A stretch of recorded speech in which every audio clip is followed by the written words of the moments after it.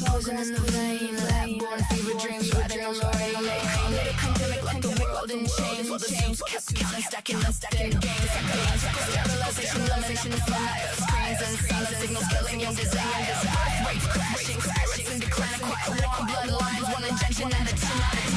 Bubbles, hyperinflation, breath. Empty shelves and broken dreams dancing with death. Wars in Ukraine, fires over Iran, feeding the machine with the blood of every man. Rise, before the silence wins. Delete the machine, let the nightmare control. It's choking out your dreams. Tear apart the seams.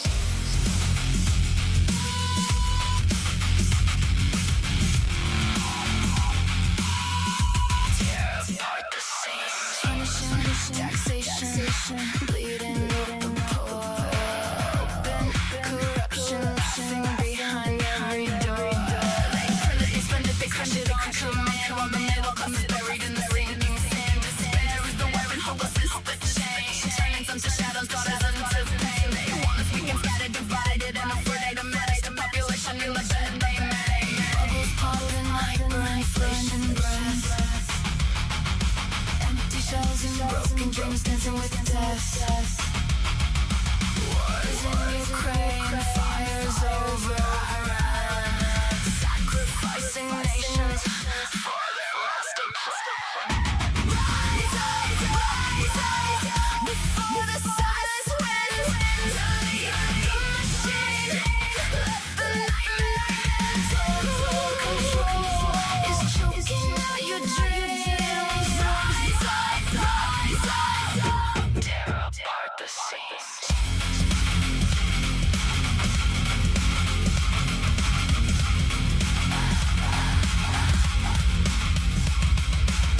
They own the banks, they own the wars. They own the needles, they own the laws. But they don't own the fire burning in our veins. We were born for freedom, not eternal chains. No more compliance, no more quiet graves. The hour is late, but the spirit still saves.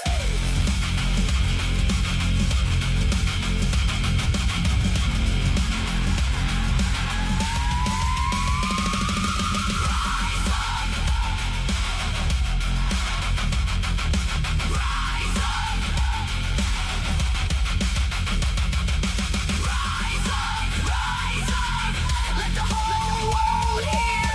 Delete the machine, make the bastards disappear. Before the total control mechanism kills the light. We rise up into the fight. Delete the machine. Delete the machine. Before it suffocates your dream.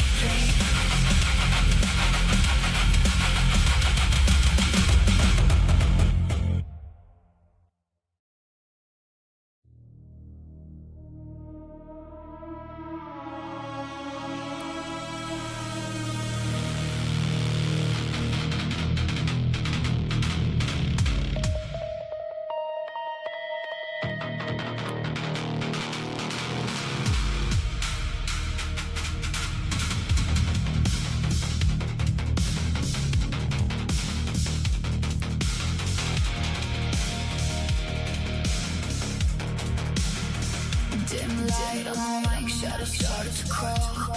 Paranormal whispers echo through the hall. Military minds and ancient bloodlines blend. Where the veil is thin and the truth won't bend. Stargates humming in the desert night. Sumerian demons dancing in the fight. Remote viewing psyops, mind control machines. Sean's digging deeper where the unseen screams. From Ukraine fires to invisible wars. Stress rituals behind closed doors. Possessed, laughing and anarchical. The glass is dark, but we see it all. Through a glass, period tonight.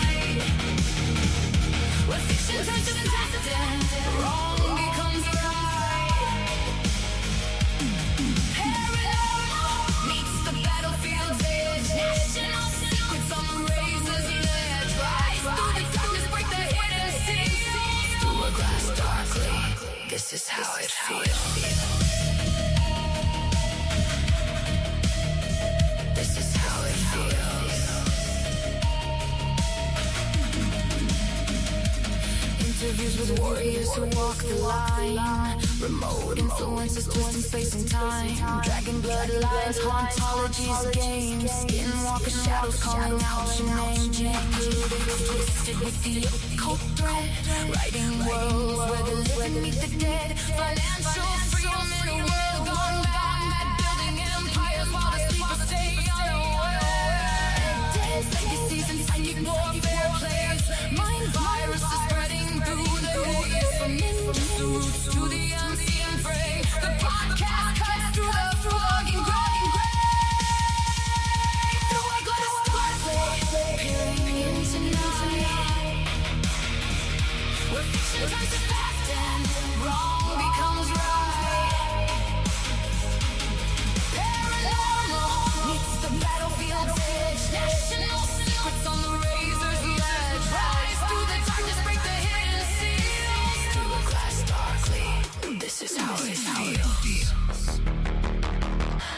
Not just stories, it's the hidden war between the spirit realm and what we saw. Hazlett holding up the mirror, cracked and true, showing us dimensions bleeding near to view. No more veils, no more silent nights. We chase the signal through electric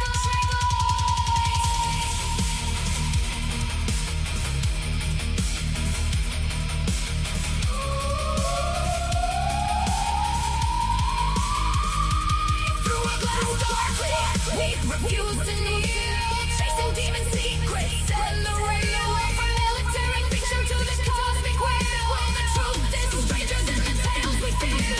Through a glass darkly, lift the veil, ignite. Through a glass darkly, step into the light.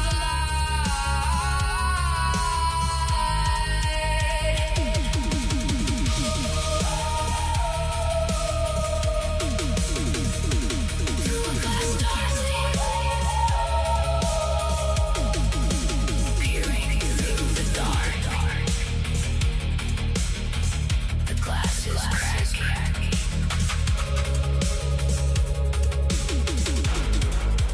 Let the truth spark.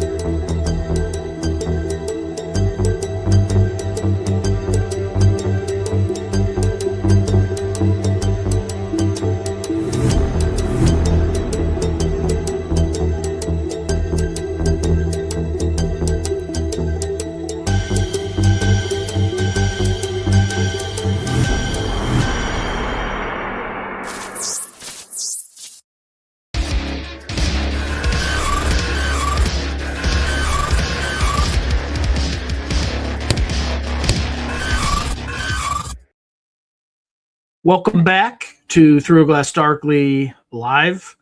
Normally, I start out with like a 16-minute video with Lutnick. I will do that, but I'm going to do it at the very end. So like 16 minutes before I normally end the stream. I'm going to play that because I'm committed to playing it until that piece of shit resigns. So anyway. All right, so a few things to talk about before I get started on kind of finishing up the files from last week. I think I just missed a bunch. Hold on. Okay. What'd y'all think of the interview? And I'm talking about the Julian Dory interview.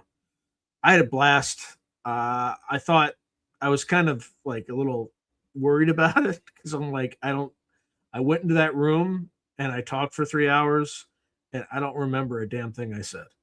So, it's kind of praying it was fine. It seemed fine.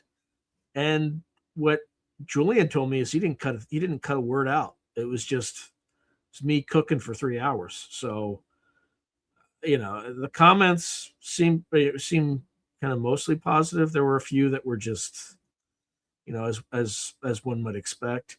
Oh, but that's the other thing too. The other reason I'm not playing the Lutnick video is there's like 500 new subscribers here who joined very likely as a result of that interview. So, first, I just want to welcome you here. Thank you for joining my channel, and I hope I don't disappoint you on that subscription. So, I really appreciate it.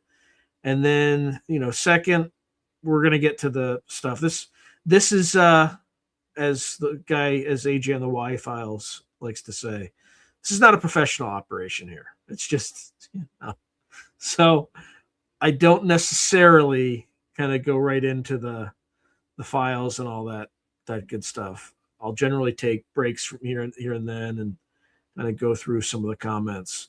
So anyway, no comments on that interview. Was it that bad? Is it that terrible? Hey, welcome. I was just addressing folks like you, dangerous, filthy American. Thank you for joining. Thank you for the subscription. So, as I was mentioning, just this is pretty informal stuff, and we're just going to kind of go through the UAP files that were released, which I think are probably a distraction because there's really nothing that amazing in these files, but we'll get to it in a second. So, One Eye Atlas is saying, I was impressed with your military background. I've been looking for someone knowledgeable in Iran, and you're the guy for sure. Yeah, can you imagine how frustrating it was to just watch the absolute insanity of that happening? Oh, I appreciate that, dangerous, filthy American. I love that name. I think it's awesome. Thank you, Seattle Flicker. A lot of new names here. So welcome if you haven't been here before. Or if you're just talking for the first time, you may have been here all along. There were a lot of comments on the interview on Julian's page of people that I don't think ever commented in live streams, but they claim to have been following for a while. So also for long time subscribers, thank you for the support in the comments section.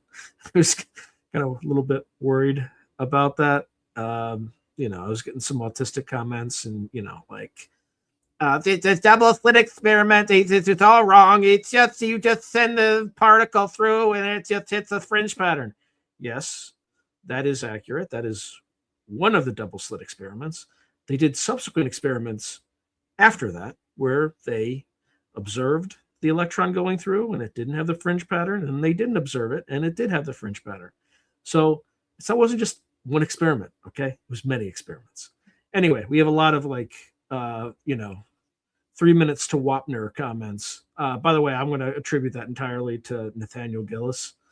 It's, if you've ever seen Rain Man, it's just like 3 minutes to Wapner, 3 minutes, 3 minutes to Wapner. So a lot of 3 minutes to Wapner comments. Okay, yeah, don't watch it, but yeah, thank you for your honesty. Okay, your house disappears and only renders when you observe it. I don't know if I'm quite at that level. That's like the Tom Campbell level, but it's very possible. It's very possible, right? That's the whole if a bear shits in the woods, do you hear it? Right? Well, if there's no observer, no, you don't. But if that's the way it really literally works. So who knows? Who knows? And I think that's what Dolores Cannon would say. Let's see. Thank you, One Eye Atlas. I'm glad. Because again, when you're there and you're in that seat, you don't know what the heck you're doing. Okay. Only if the bear is constipated. Or if there's someone in the woods to smell it. All right, let's see.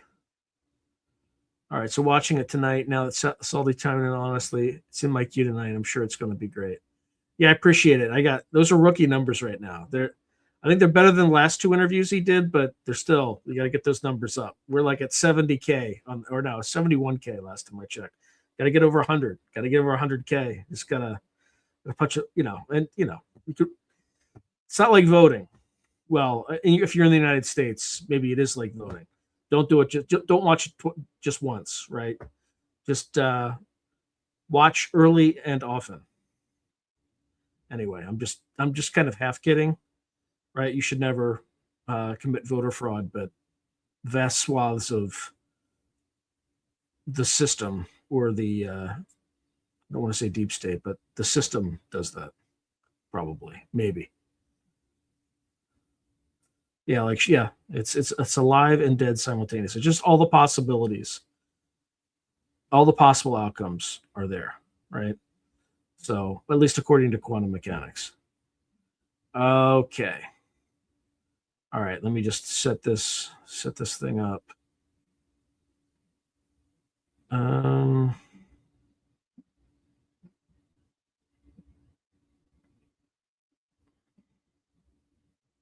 where we go?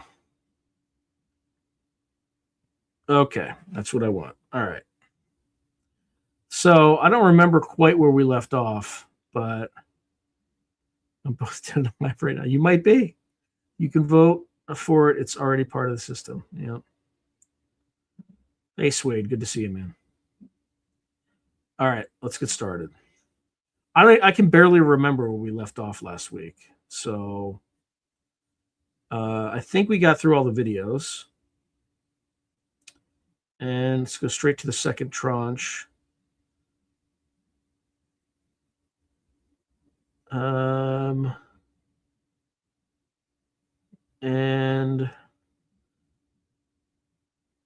did we go through all the audios?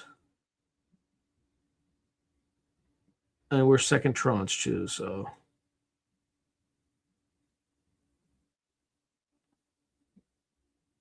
huh.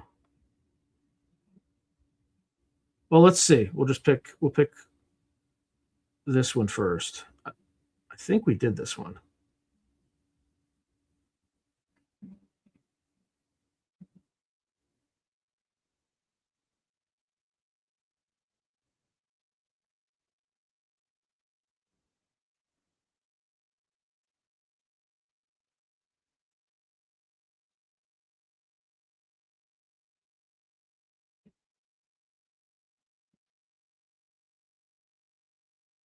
Yeah, we did this one. We did this one. I'm not gonna redo that one. All right, come on. Oh, now it's gonna make me go through the very beginning again. Come on, what the hell. All right, so that's release two, and we want to go audio. Let's ask you. Let's just start from the bottom up, and then that way it's unlikely that I'll redo it. So this is July 21st, 1961.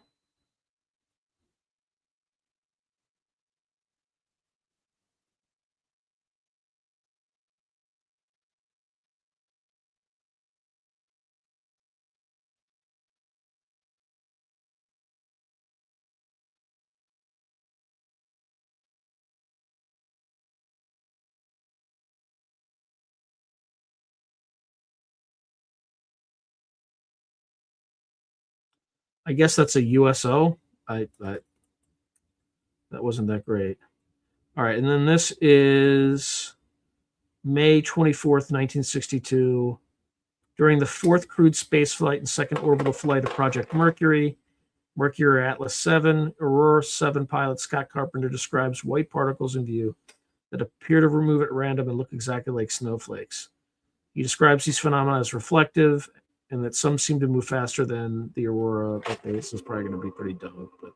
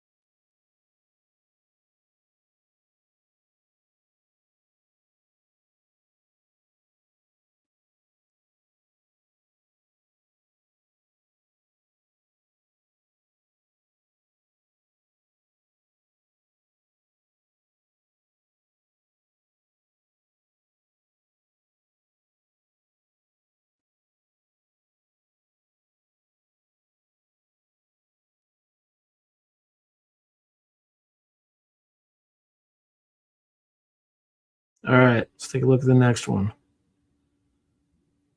Yeah,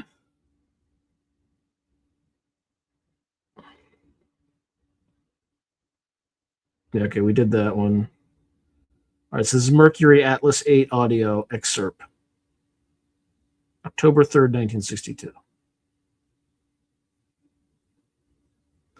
All right, so this is Sigma 7 pilot. Walter M. Wally Shira Jr. describes some little white objects that tend to come off the capsule itself and drift off. Later also claimed as particles and lathe shavings. Also describes seeing a burst of light in the window whose source he cannot identify. Speculates this observation corresponds with the moment the sun passes below the horizon during sunset. Why are they putting this stuff in here?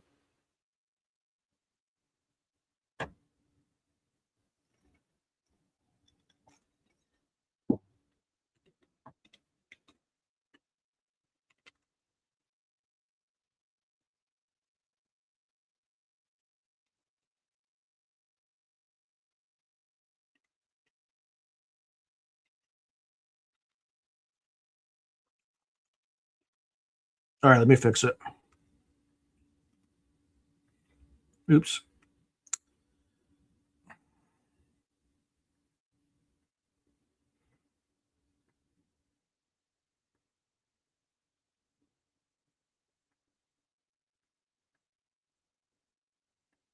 All right, let's go again.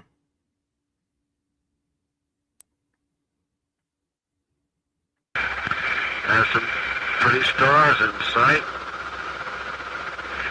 and also have the little white objects that seem to come from the capsule itself and drift off.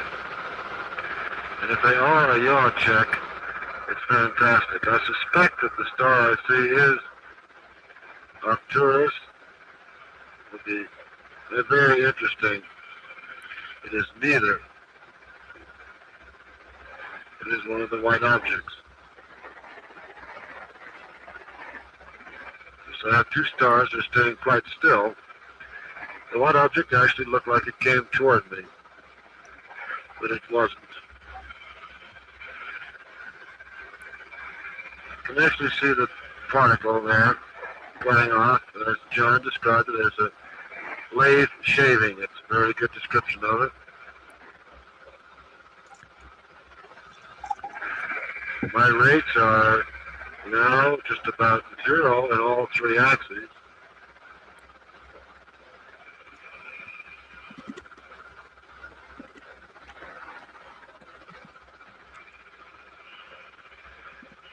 I still have light in the periscope, of course. I'm looking straight up, and yet at this point, this would mean that my altitude is, I get the couch here, I really can't pick it too well. Yeah, I'm just about inverted at this point. And that my nose is above the horizon. As a result, I notice that these particles keep tending aft on me, relative to me, at any time.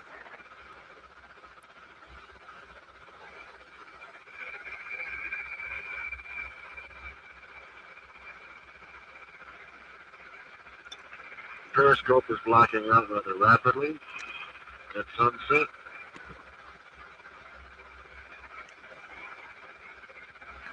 It's almost blacked out completely at this point and is really not usable.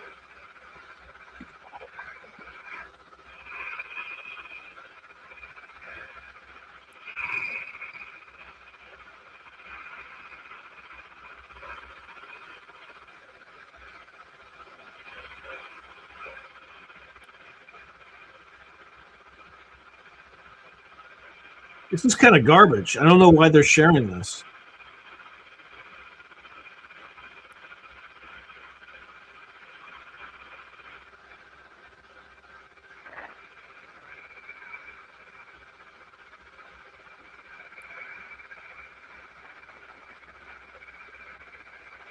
Getting a real burst of light in the window, and I really don't know what it is. At this point, I should be coming up on a sunset. 5 hours and 15 minutes. Periscope is dark. I must be just getting the last look at the horizon, yet I'm not down on it.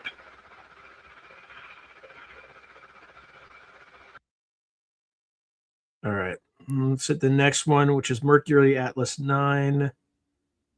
Audio excerpt, May 15th, 1963. All right. So before we get started, during the final and longest flight of Project Mercury, Mercury Atlas 9 mission, MA-9, Faith 7 pilot L. Gordon Cooper Jr. describes the brilliant blue of sunrise beneath the haze layer of the Earth's atmosphere. As he approaches sunrise, he describes small, luminous, brilliant white particles drifting away from the spacecraft. Cooper describes observing fireflies after deploying beacons, which are spherical mission-related equipment with xenon strobe. So fireflies. Now that's kind of interesting.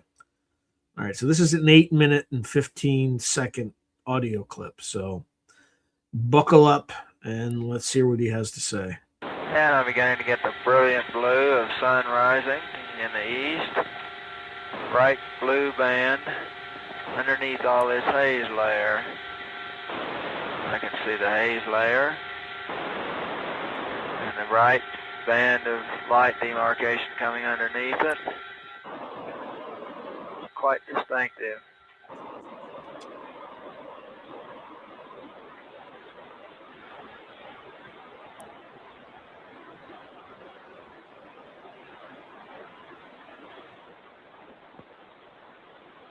There's a faint to it. Is where there are clouds, apparently. Roger, Hawaii, phase 7, reading you loud and clear.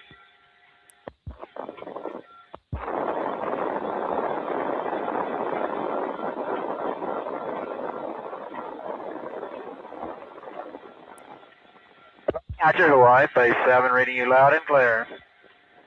Roger, understand. Roger, I'm just small end forward, 180 degree yaw, approaching sunrise, over. Roger.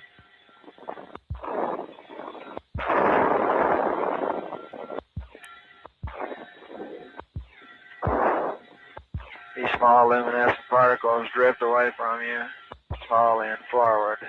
In this light, they appear brilliant white without paint at all in them. They appear to move on out, curve around back towards the flight path. And here, I don't think. Roger, you haven't seen the beacon at this time. Negative, I still haven't seen the beacon. Sure.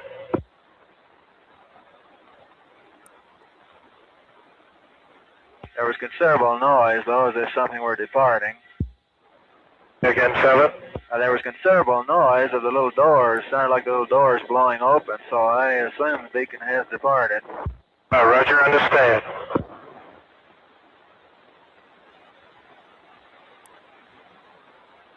TM looks real good on the ground. Roger.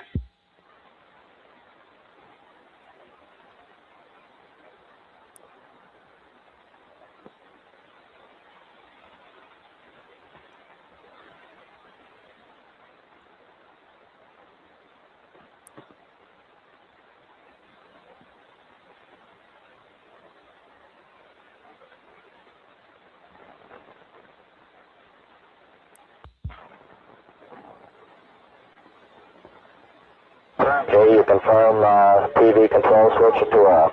Roger, TV control is off.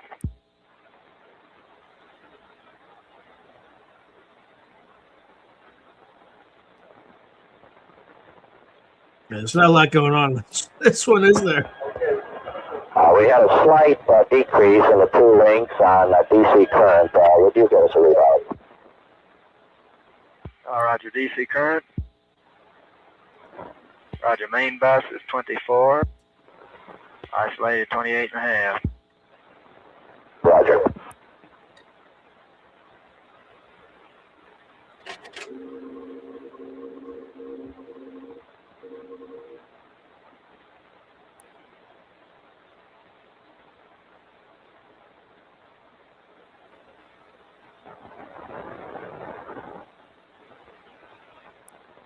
Very good. Gordo, this is Wally. Did you have anything to eat? Negative, not yet. I'm planning to shortly here, though. Roger, for your information, systems last computations on fuel at Hawaii gave you 8-8 auto, 9-8 manual, which is somewhat better than you're indicating on board. Roger, on board I'm indicating 9-6 and 102.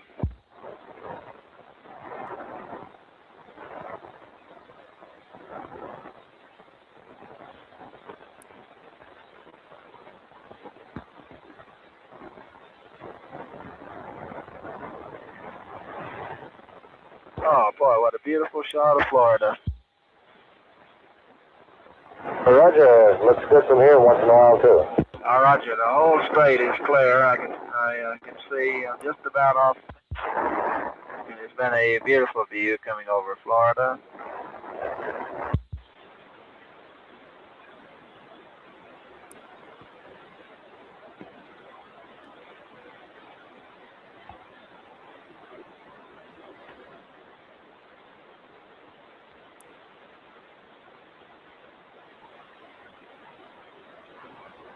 Oh, sorry. I noticed I was just on mute. He still hasn't reported these luminous objects yet, so we're still waiting for that. We're about halfway through the audio right now.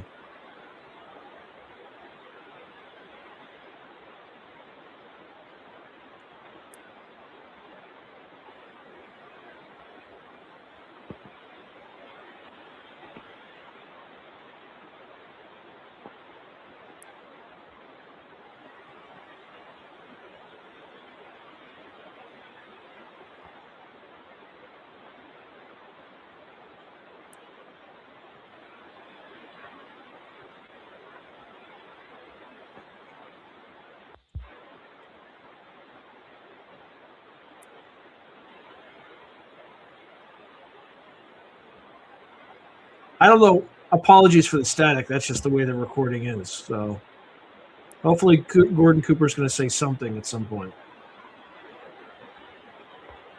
We got about 2 minutes left on the transmission.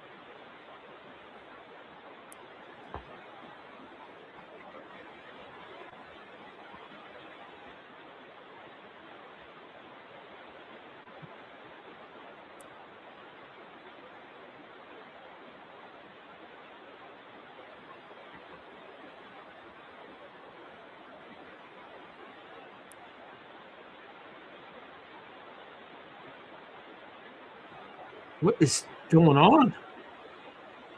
Is it?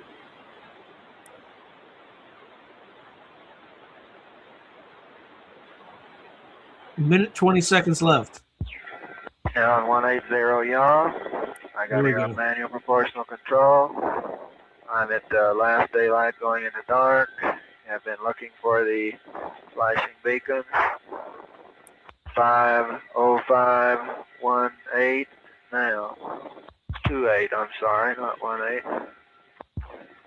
It's light in sight. It is below me. It's quite a brownish, it's reddish brown, and considerable altitude above the ground. Every time I fire a pitch down thruster, I get a shower of these little fireflies. Interesting. It is flashing now. It is the light. It's quite bright, quite discernible. 1, 2, 3, 4, 5, 6, 7, right. Appears to be about 10 to 12 miles away. I'm keeping it directly in the window. At the order of a second magnitude star now. Well, that's bright. All right, that was an okay one. We had to wade through it for a little bit, but all right. I think we're on this one. So this is another low Earth orbit. This is May 15th, 1963. Looks like the same day. It's just like maybe same part of the transmission, maybe. All right, well, let's listen to it. This is only 3 minutes. And now at 1 hour at this time, I now have 1 hour and 21 minutes, and I am observing John's fireflies drifting away from me.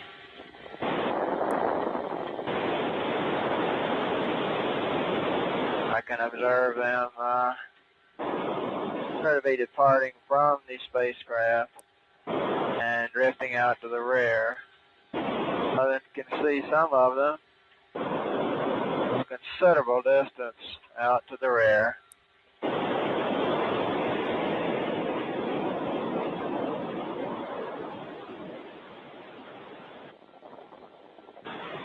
Sun is coming up behind me. I'm beginning to get the glow on the clouds.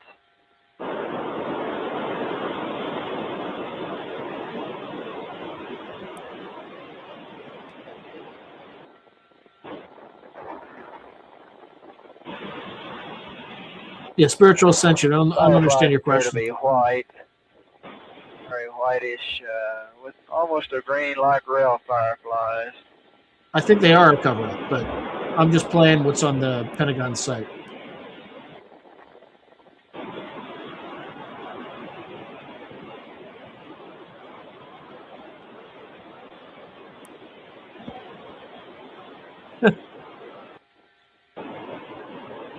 Benzodiazepine's? Maybe.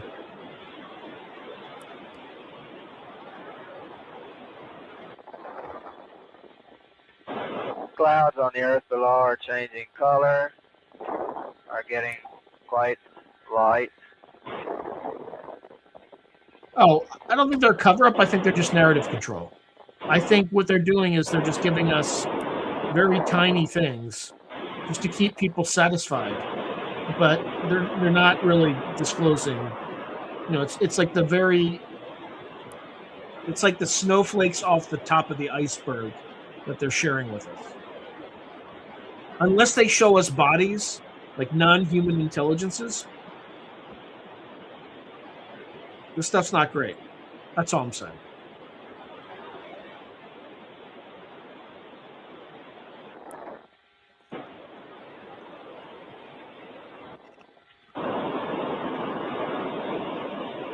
And I am now on the day side. The sun is not yet quite up, and I am observing stars.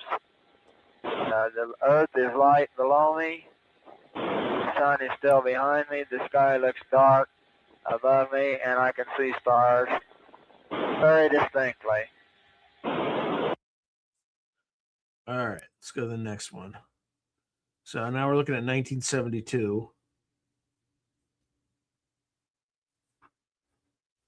And this is the 11th and final crewed mission in the Apollo program. Apollo 17 commander Gene Cernan, lunar module pilot Harrison Schmitt, and command module pilot Ronald Evans report seeing small lights outside the Apollo spacecraft during transit to the moon. They describe bright particles or fragments as being jagged, angular, and drifting near the Apollo spacecraft. In the separated Saturn V IVB stage, the Apollo crew speculate that paint chips or ice chips are likely the source of these lights, and note that they twinkle and move away from the Saturn V IVB stage. Who knows? Let's just you be the judge of this. A few very bright particles or fragments or something that go drifting by as we maneuver. Roger, understand. Yeah, there's a whole bunch of big ones on my window there. Just bright. Looks like the 4th of July out Ron's window. Yeah, now you can see some of them in shape. They're very jagged, angular fragments that are tumbling. Hey, Lux Pendragon. Anytime Peace Adventures. Not to me, they look like pieces of something. Roger. They're very bright. Jack, we'd like Omni Charlie.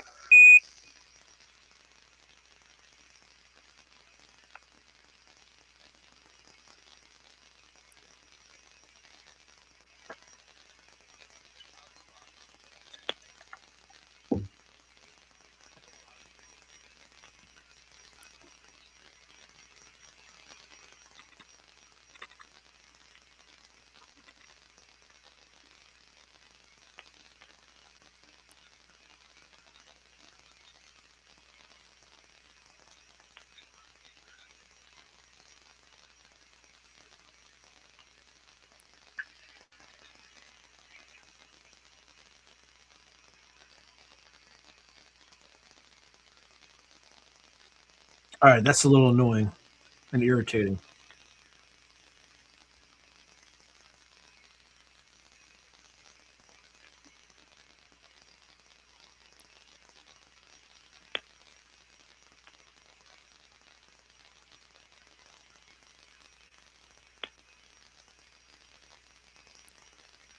Hey, I'll be right back.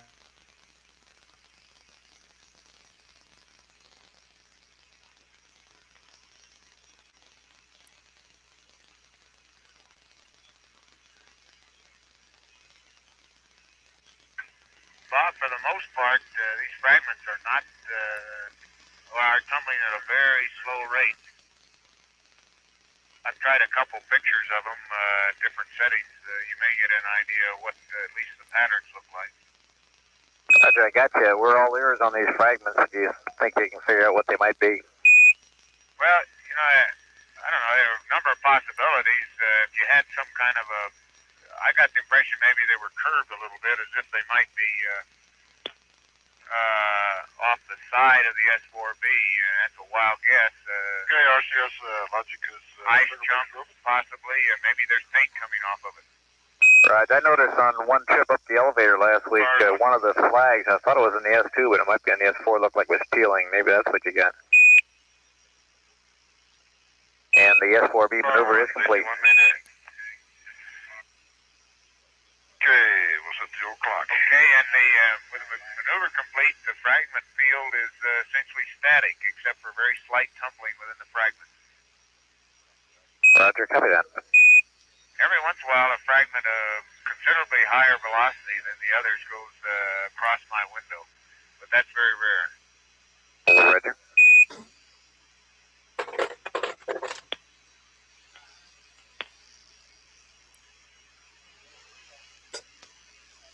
Okay, that's that field of view I saw on my deck. You see it now? Yeah. And Bob, at least there's no apparent relative motion between fragments. I do understand. I'll take 2 pictures about a minute apart if I can, and it'll be frame 70. Okay, frame 70. And Bob, Gino, my impression is that they are flat, flake-like particles. Some maybe 6 inches across. And although there's no relative motion between the two, most of them seem to be twinkling. And I think for the most part, they're all moving away from us. Hey. Hold on. Jacoho, I guess. Jacoho? I don't know. Hey, thank you very much. Thanks for coming. By the way, this video is going to be far less impressive than I don't know what happened there, but I think this is a lot more informal, a lot like more relaxed. So, all right, let's check the next. Let's see what we get for the next file.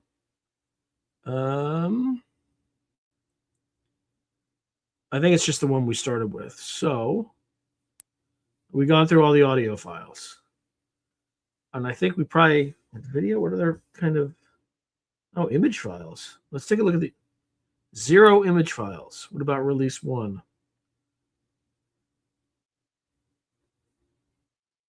If they're all FBI.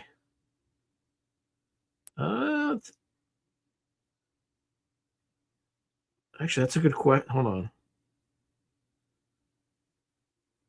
He did say frame 70. I bet you one of these is frame 70. From Apollo 17. I bet you it's this one. Let's just see. Oh, this is the... Yeah, I've seen this. This is just that thing that looks like a triangular craft or something out in the distance. And then... Anyway. Yeah, I'm not going to go through these again. Let's go to the videos and see if there's anything in the second release. And we'll start from the bottom and work our way up. Whoa.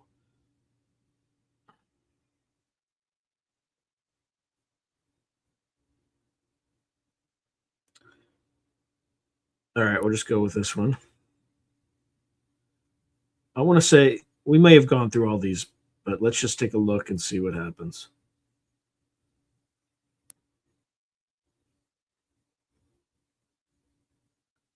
I think we've gone through all these before, which is why I'm starting with the last one.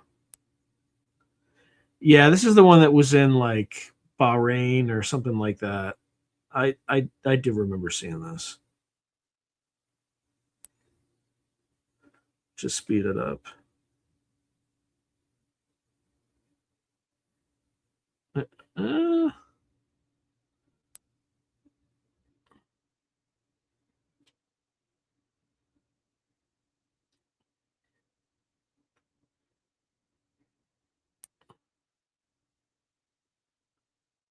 these things are so bad. Okay, that's what looking at this thing.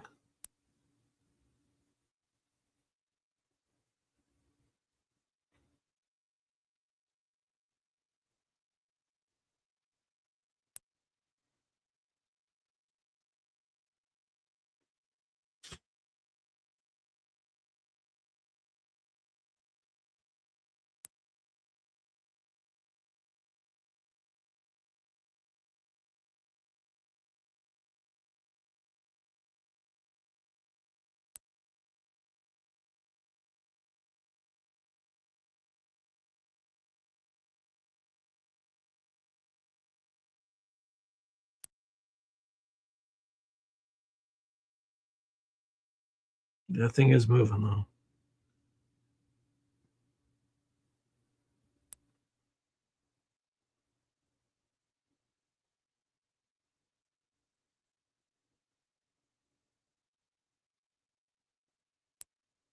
All right, we definitely reviewed all the videos. So now we're into the PDFs now.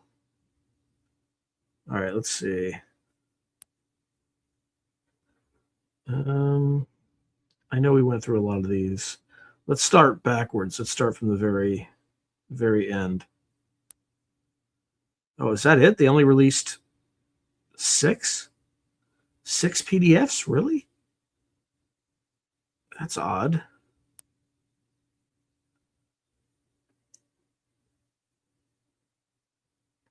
Yeah.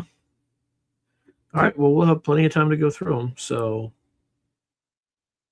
just get back to comments. Whoa, a lot of comments. Hold on.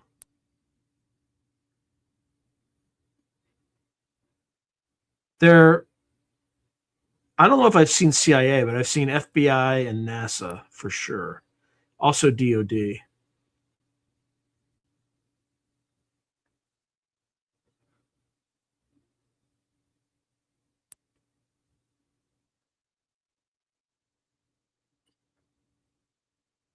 Okay.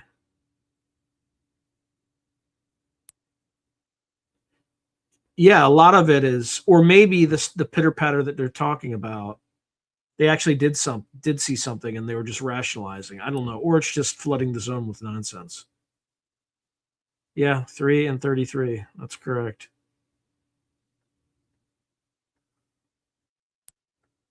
'93 is another one.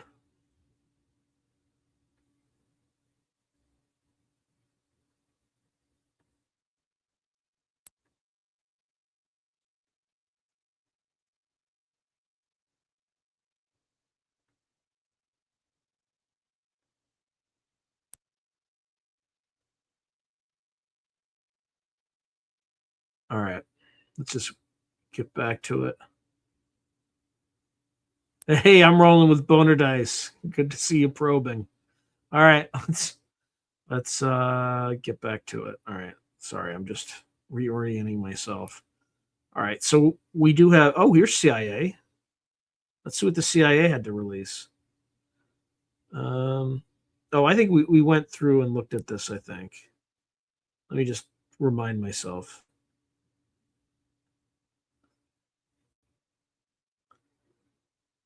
Yeah, this is like the testing range.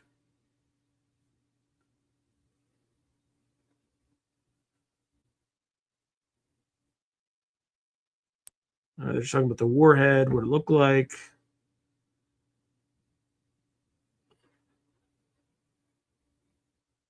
Okay, so on one evening in late summer 1973, sources observed an unidentified phenomenon at Site 7.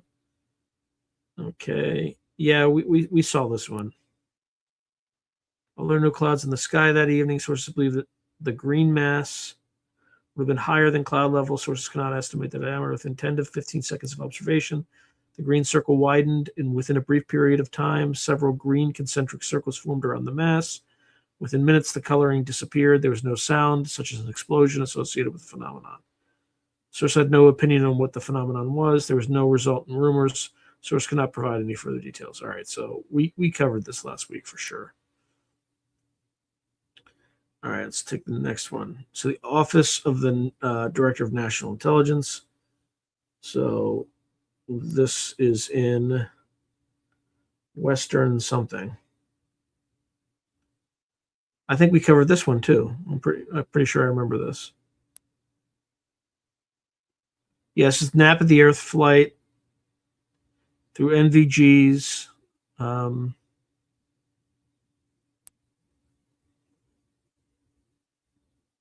Yeah. It's an orb sighting. Yeah, we saw this. Not going to go into it again. Okay. This might be interesting. Yeah, this is the Pantex imagery. James Tuck correspondence. Let's see what this is.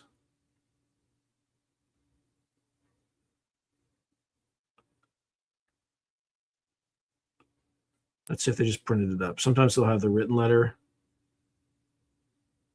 This is Fort Belvoir, U.S. Army Engineering School.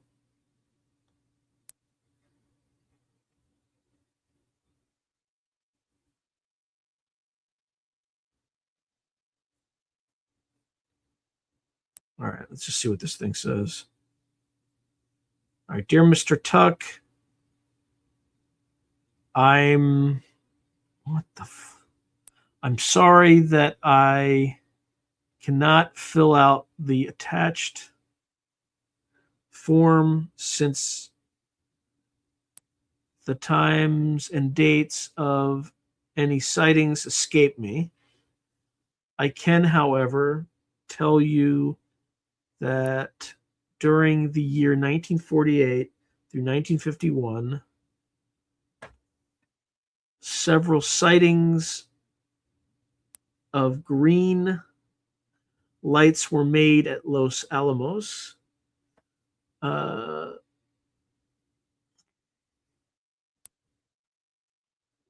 Something occurred during the early part of the flight. I can recall it's green. So the green lights. All right, I can't fucking read this. I'm gonna have my head's gonna explode if I'm already getting a headache from trying to read it. All right, I would like to have the recipe that was used for the simulation. Okay, we are interested in the large atmospheric vortex. Okay. Mindful of your interesting report on ball lightning, I am enclosing comments on same by UFO believer James M. McCampbell in his Ufology 1970-6, appearing on the new nonfiction shelf at the Mesa Laboratory, call number blah, blah, blah. His chapter, Flight and Propulsion, strengthens my conviction that Einstein, while seemingly straying from the main current of physical research in his later years, was on scent like a bloodhound when he persisted in trying to lock in on a unified field theory. What the fuck? That sucked. Okay. This is Panjarito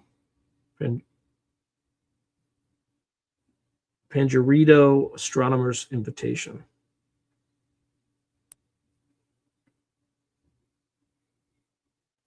Okay, so they have a meeting.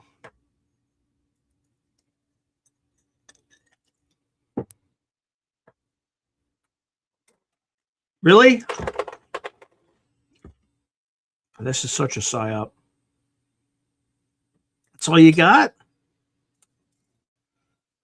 This is the last one. And I believe we looked at this last week.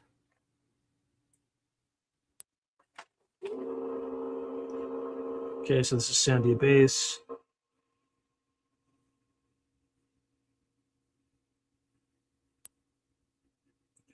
Sorry, that thing is driving me crazy. It's probably driving you.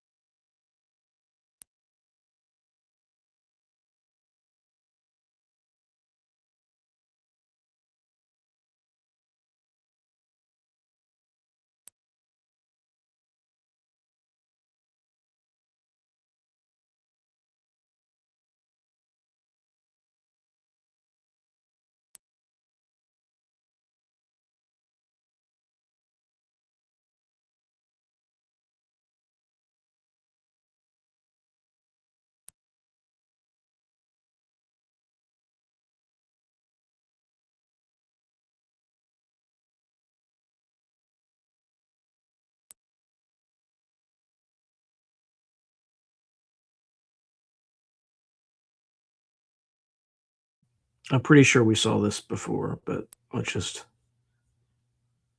Yeah, this is just. These are all these cases that they saw and this and that.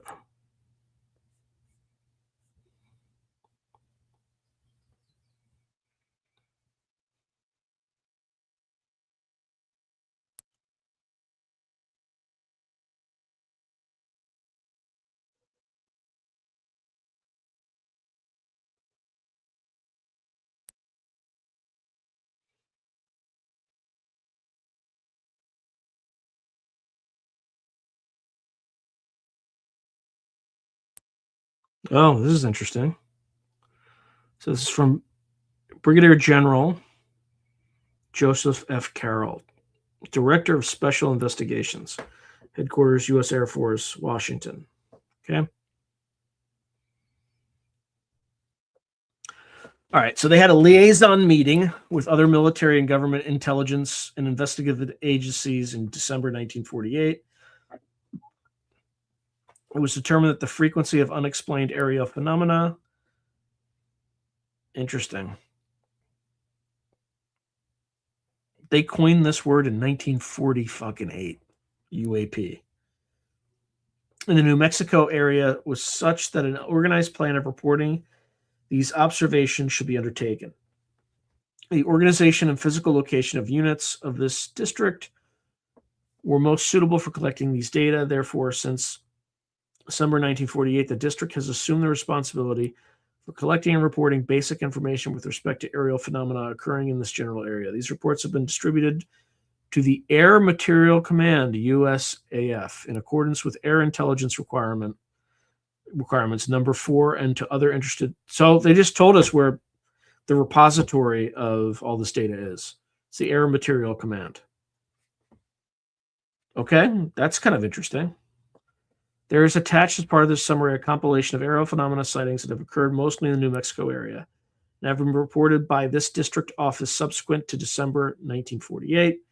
This compilation of sightings is not a complete record of all reported observations, but includes only those in which sufficient information was available to justify their inclusion. The observer of these phenomena includes scientists, special agents of the Office of Special Investigations. So that's the OSI, basically. So USAF airline pilots, military pilots, Los Alamos security inspectors, military personnel, and many other persons of various occupations whose reliability is not questioned. This compilation sets forward the most important characteristics with respect to each observation and evaluates each sighting into one of 3 classifications: green fireball phenomena, disk or variation, and probably meteoric. Okay. All right. So we did, this is the Lincoln La Paz analysis and all that stuff. And we definitely looked at this part last week. So what that and this is just an exhaustive report of where all these sightings were. What's this?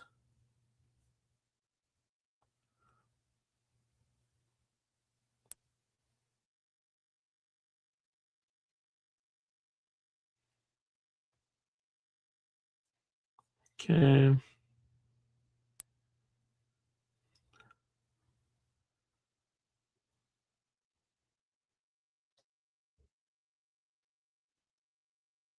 Yeah, there's who knows what this green fireball phenomena is.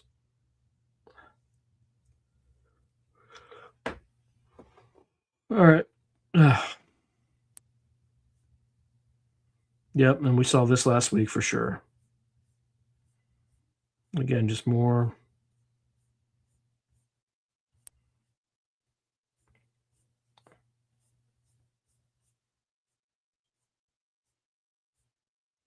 All right.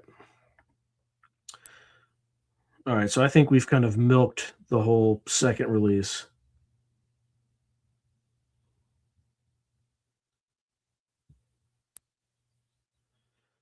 All right, so let's look at release 1 and see if there's anything in PDFs that we can glean. We'll start at the back because I guarantee I didn't do that. So Western US event, this is 2023. I'm just going to work my way backwards. All right, I haven't seen this yet, given we're starting the back. So orbs launching orbs, location Western US, time of day, dusk on 2 separate days. 3 teams of 2 federal law enforcement special agents, each U.S. personnel 1 through U.S. personnel 6, independently described, seeing orange orbs in the sky emit launch smaller red orbs in groups of 2 to 4, with 3 being the general consensus. This is stated to have occurred at least 5 times. Each time the orange orb would appear, launch red orbs, then disappear. The orange orb was only visible for 1 or 2 seconds. The red orbs would generally move away from the orange mother orb in the horizontal path.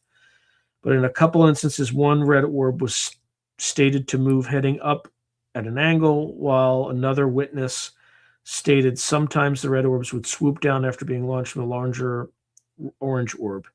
These events were witnessed by multiple teams from varying locations and vantage points over a 2-day period. Due to the sequential nature of the events, it is not known whether there was a single orange mother orb that released the groups of red orbs or whether there were multiple orange orbs at play. Interesting. I'm just going to let you read it because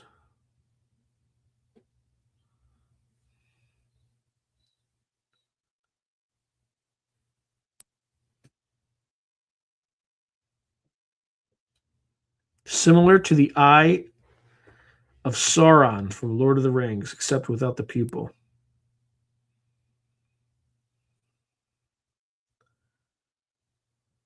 Dark kite.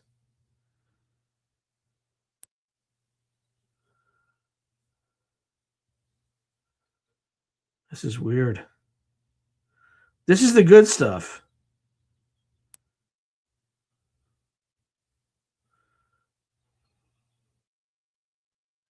Transparent kite. Wait, what?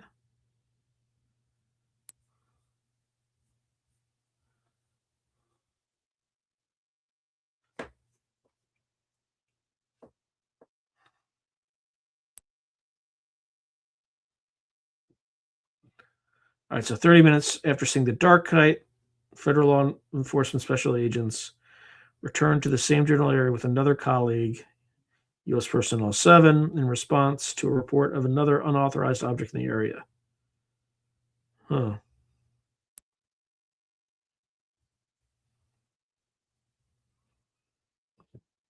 That's weird. All right, that's kind of cool. All right, let's go backwards. All right, this is the FBI, so 90% chance it's going to suck. All right. So this is the FBI interview of a senior U.S. intelligence official. All right. All right, so this is 2025.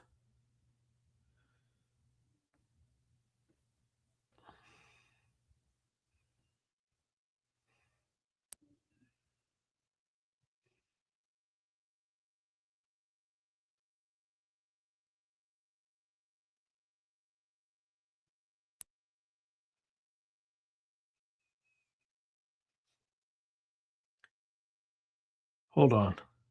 I want to do something. I want to do a little experiment. All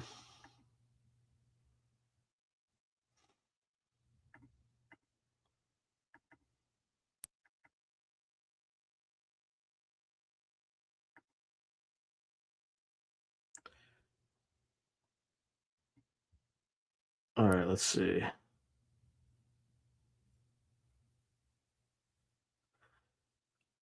I'm going to run an experiment with ChatGPT.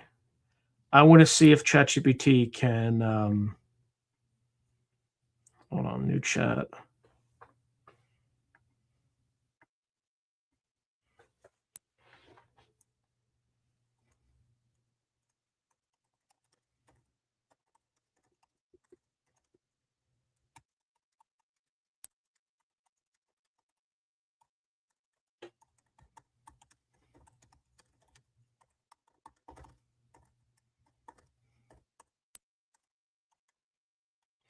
I'm going to see if ChatGPT can unredact it. I'm not too hopeful, but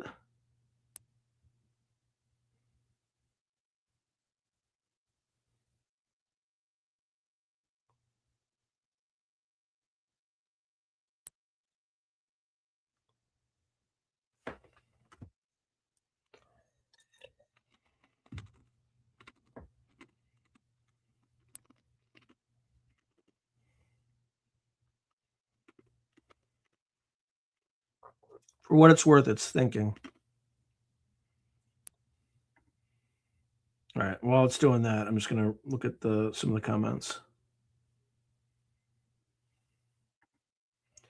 Okay.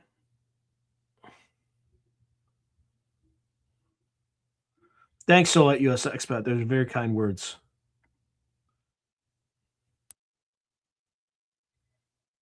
Oh, I'm sure they exist. They definitely believe in us. You might not believe in non-human intelligences, but they believe in you.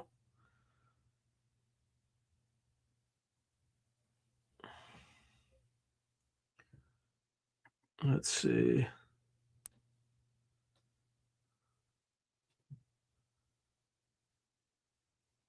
Yeah. Thank God I'm still Gen X. It was giving me a headache because the resolution wasn't great.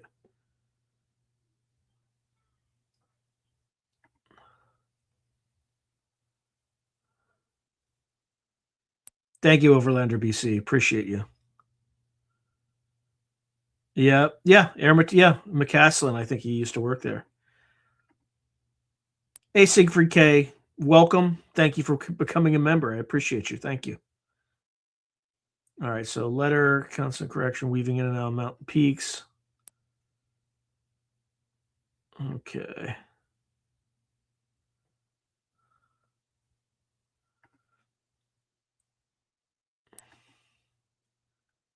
Okay.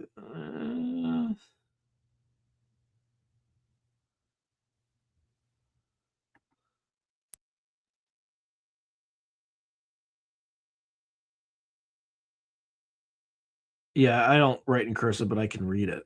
I used to write in cursive, but. Hey, David Todd. Good to see you, man. Okay, let's see if the LLM prompts. Let me see if it actually worked. I can't recover the exact blackbarred names, coordinates, call signs, site names, or identities from the PDF, so I did not invent them. I filled the redactions with the strongest non-sensitive equivalents from the official companion narrative and cleared the OCR errors. Treat this as a paste-ready reconstruction, not a literal unredaction. All right, so the companion narrative identifies the setting generally as a late 2025 helicopter mission from a joint operations center on a test range involving ground teams, radar hits, fighter jets, and repeated orange orb encounters. Okay. All right, so here's what I'm going to do. I'm just going to move this. Let me just hide some stuff. Hopefully you all can see that. Bear with me. I got to find it again. All right, so this is ChatGPT's best try. All right, so in late 2025, at approximately 1700 hours, a senior U.S. intelligence official accompanied by another senior U.S. intelligence and federal partners and two pilots from a state partner aviation organization departed the Joint Operations Center at a sensitive test range. They flew by helicopter to conduct a daytime aerial search of the mountain range west of the site. The mission was prompted by eyewitness reports from personnel who had observed orb-like lights in the area and had heard loud thuds, as if something had fallen and struck the ground. Earlier that day, a range official had completed a successful test at that site. At 1751 hours, the helicopter spotted a large cavern entrance. The entrance appeared to have no visible end, and the surrounding terrain did not offer a safe landing area, so the pilot conducted a short orbit of the location for observation. At approximately 2050 hours, the helicopter landed at a prearranged rendezvous point west of the mountains and dropped off the second senior intelligence official with a federal ground team. At 2052 hours, the helicopter headed toward the site to refuel from a pre-positioned refueling point on the range. A second state partner helicopter briefly landed at the site to await refueling, but then lifted off and returned to base. At 2141 hours after refueling, the helicopter lifted off from the site and headed toward debris spotted by the LPOP, basically Listing Post Observation Post ground team, using FLIR, forward-looking infrared and night vision goggles. The reported location was approximately 4 miles east of the site in the mountains. The helicopter orbited the location while the pilots searched with night vision, and the senior intelligence officials searched with the naked eye, aided by the helicopter spotlight in near total darkness. The search produced negative results. At approximately 2149 hours, the helicopter departed the search location to return to base. The crew then received notification from the LPOP that radar had detected hits several miles from their position. The Joint Operations Center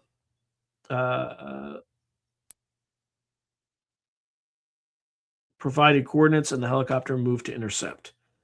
At 2202 hours, the helicopter arrived at the coordinates and spotted a possible aircraft on the horizon moving away to the west.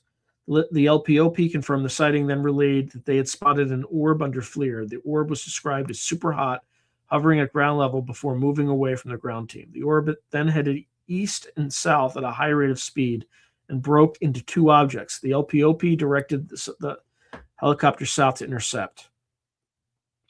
At 2207 hours, the Joint Operations Center reported that 5 fighter jets from a nearby base were in the airspace conducting a training mission.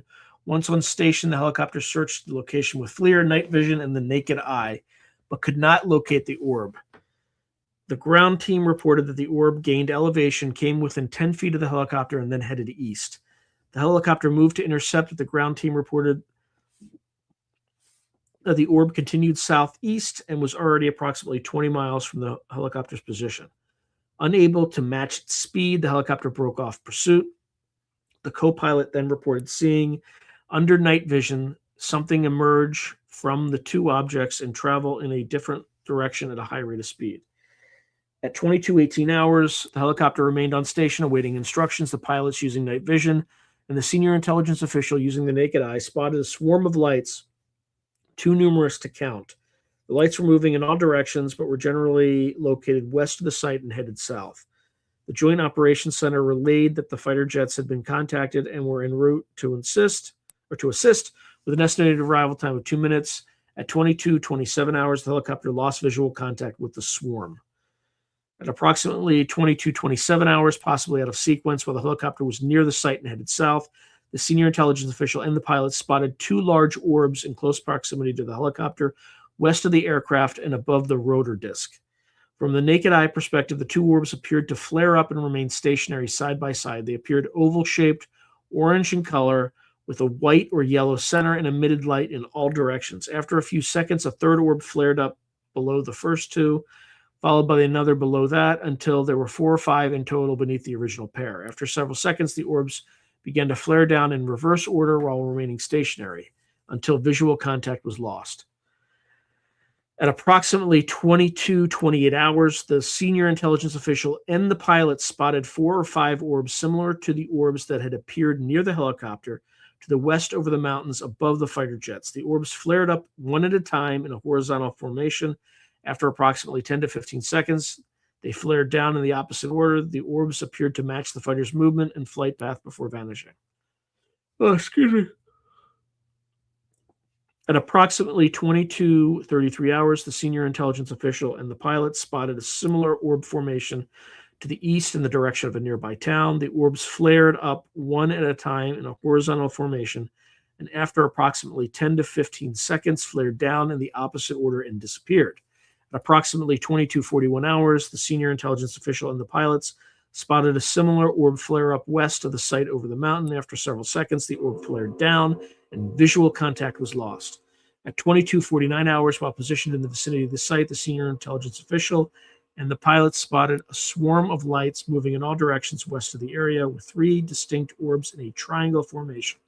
After several seconds, the orbs flared down and visual contact was lost. Okay.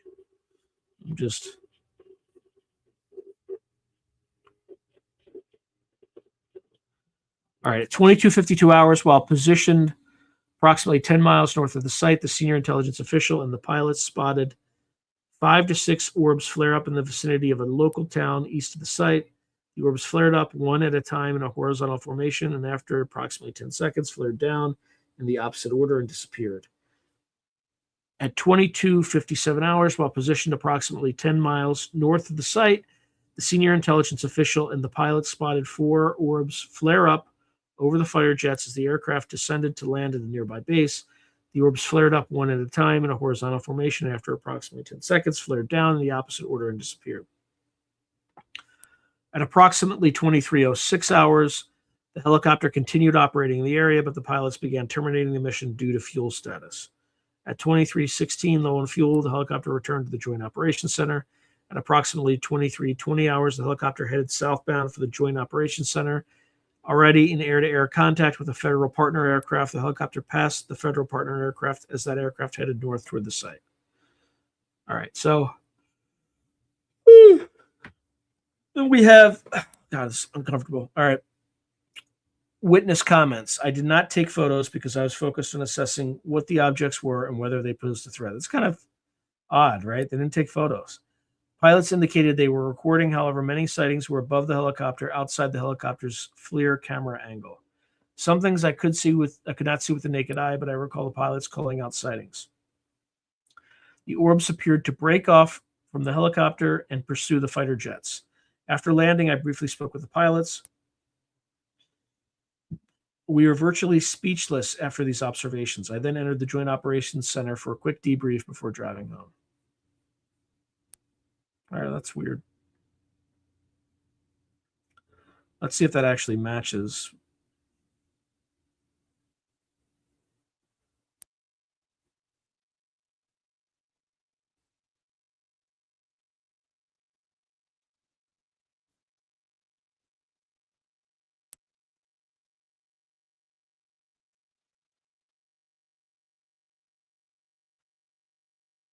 All right, anyway.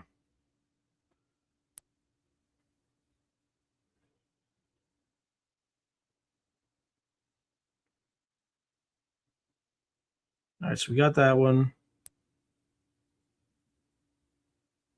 U.S. personal sightings about UAP sightings.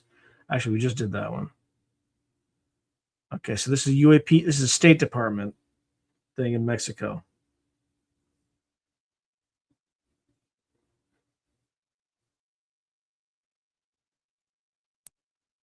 Okay, so this is September 2023.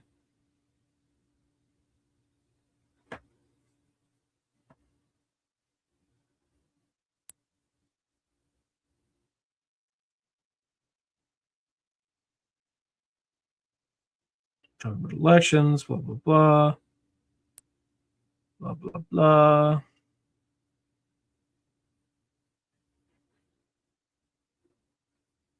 Here we go. Oh, boy.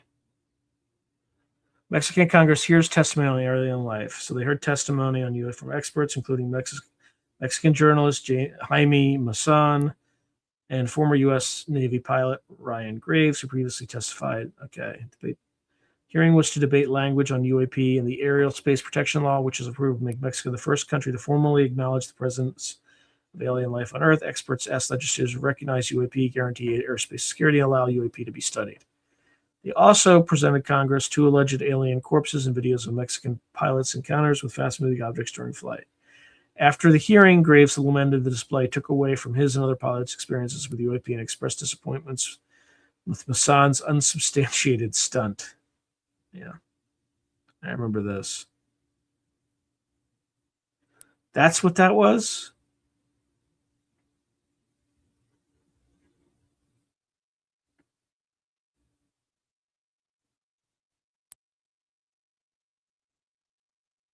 All right, so you got something in Turkmenistan,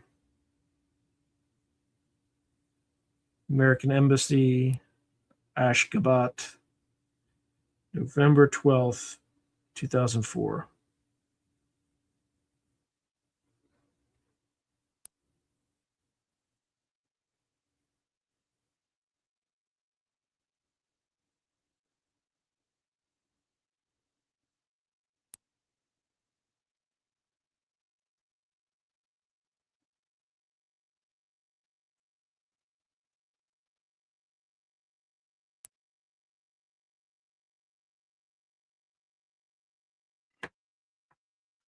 What the heck?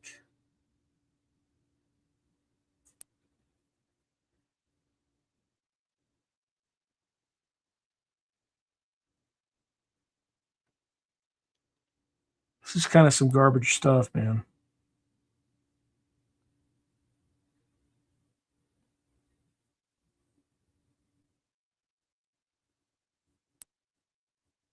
I mean, really? Like, how's that relevant at all?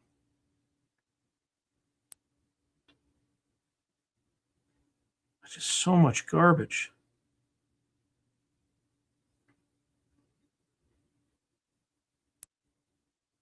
All right, so this is October 30th, 2001.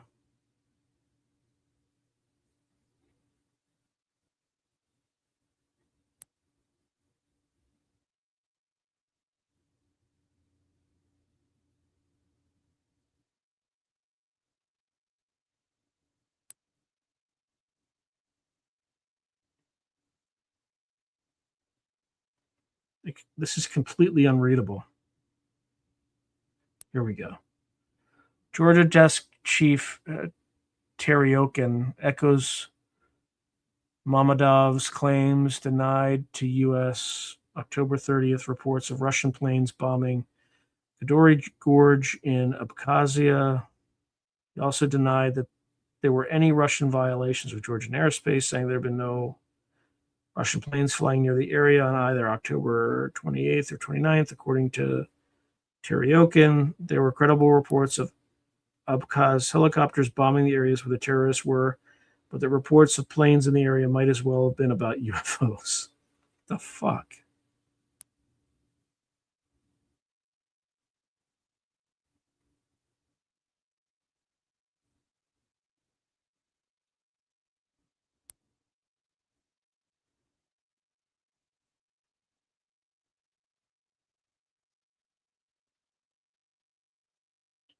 Yeah, the Russians are just using UFOs as an excuse here.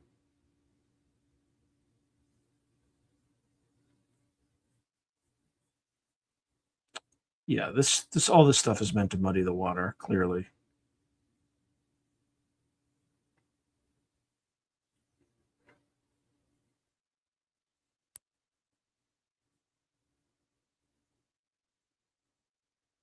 All right, so when is this? All right, so this is January 31st, 1994.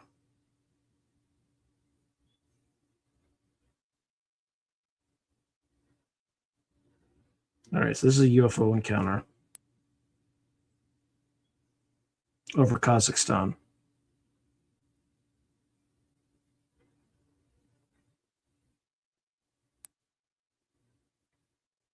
-90-degree turns, high G's. They have pictures of this. Interesting. They described the light it emitted as having a bow wave. as resembling a high-speed photo of a bullet in flight, which a very small object gives off a much larger trailing wave of heat light. Some 45 minutes after the initial sighting, as the sun was rising, the aircraft flew under the contrails, which the object had left behind. The plane was making over 400 knots. Rose estimated the altitude of the contrails at approximately 100,000 feet, noting that there was too little air moisture at that extreme altitude to enable the creation of contrails by the propulsion mechanism of ordinary aircraft, which might be able to reach that height.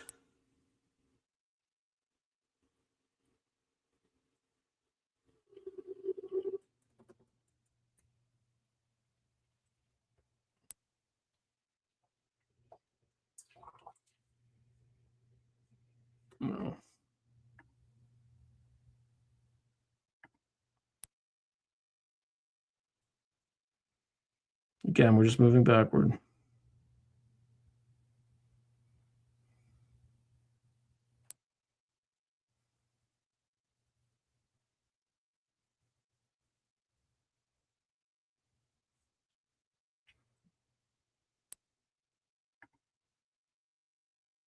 All right, so this is Papua New Guinea.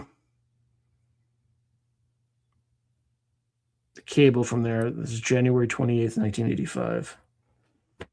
Is this?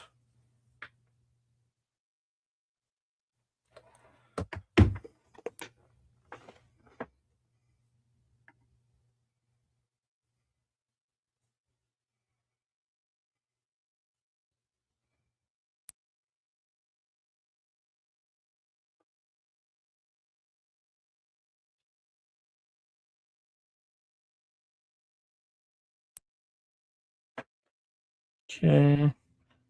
Yeah, they know of no B-52 overflights. All right, that's dumb.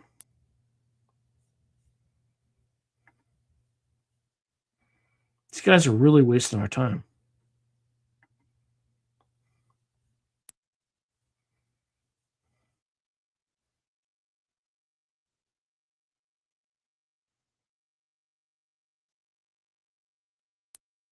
Yeah, we've seen this one before. So like the flashing of light.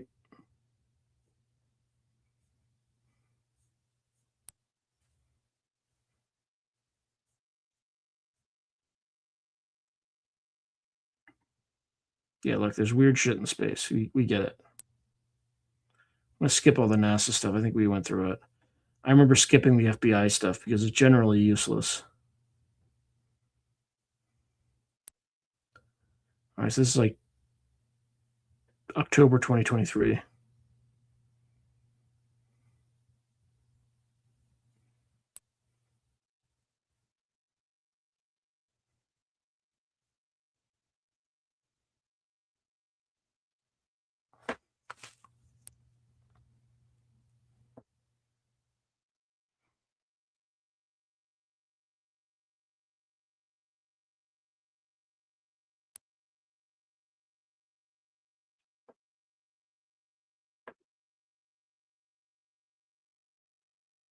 Hope you all can read this as I'm going through. Actually, let me just check the comments to make sure I'm not going too fast.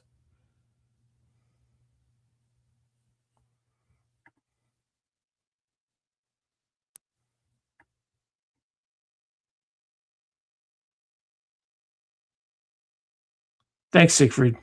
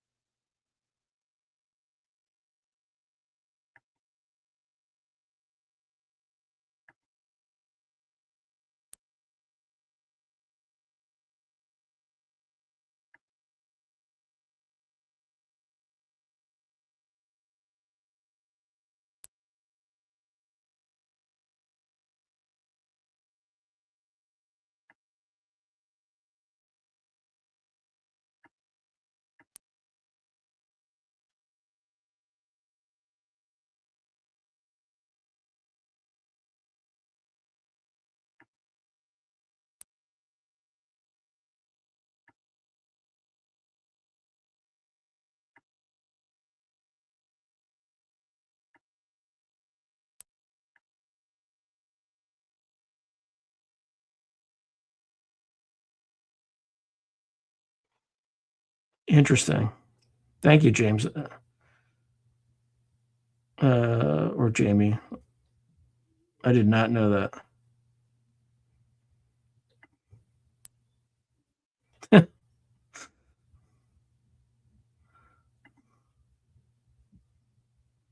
Yeah, probably not. We're just talking about cursive.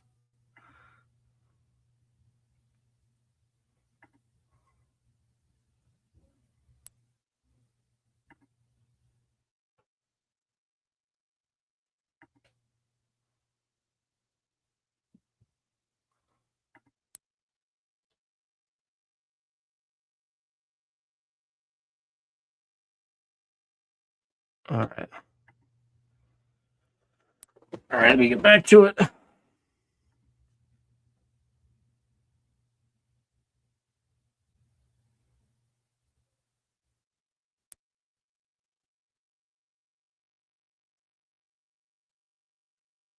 That's weird. That night, a storm came through and the TV went out in the hotel room. He was still freaked out and went downstairs to make sure all the TVs were out in the hotel and not just his. So-and-so had weird dreams and had trouble sleeping for the first 2 nights after he saw the object.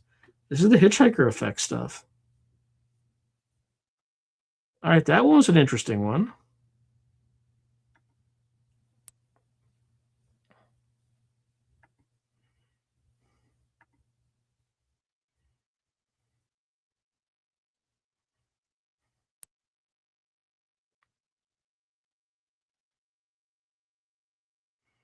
All right, I think we just read this.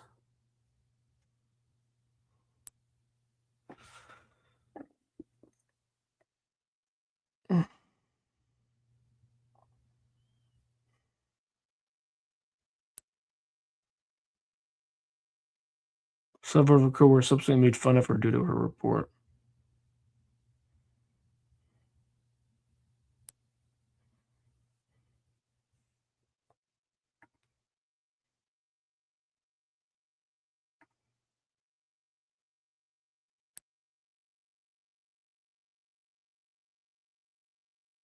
Wait, what?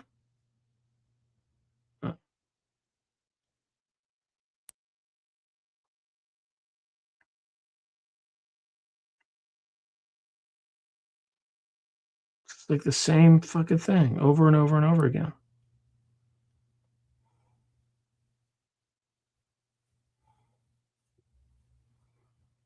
Fucking FBI. It's always garbage with them.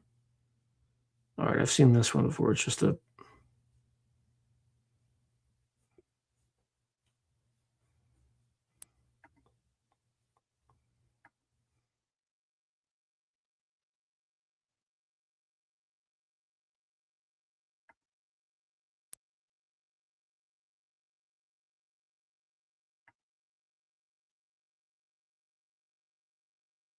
All right, just another terrible picture.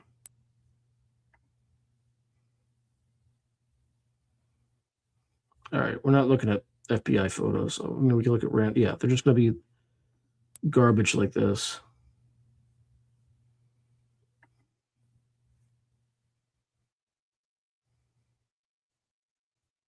Yeah, more photos.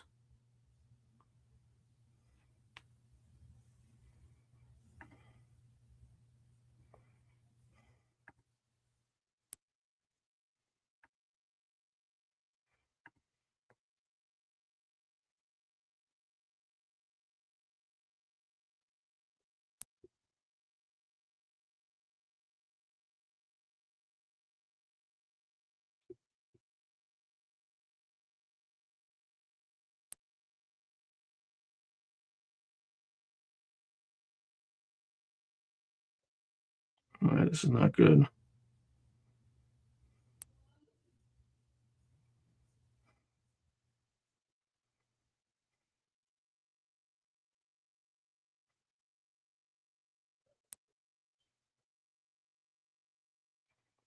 I don't even know what I was supposed to see there.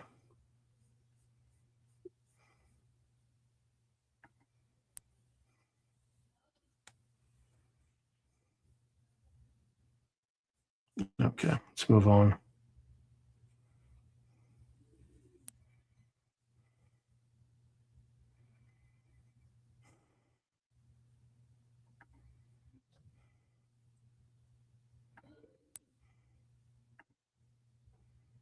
Another one of these fucking things.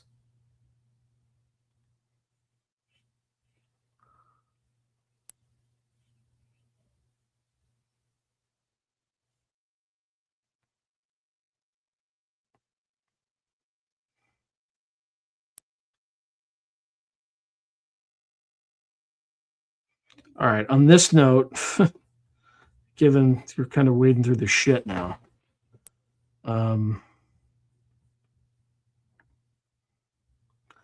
maybe a good time to take a 16-minute pause and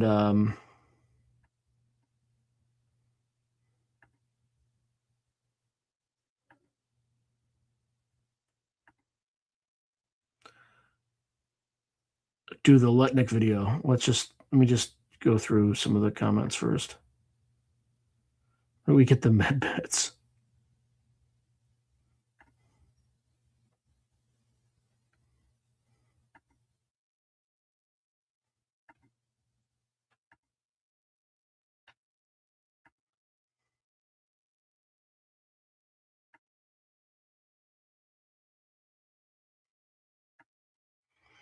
All right, let's see if I can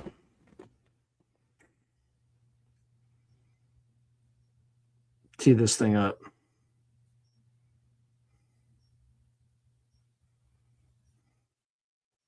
Bear with me. I'm going to disappear for a second. I should disappear.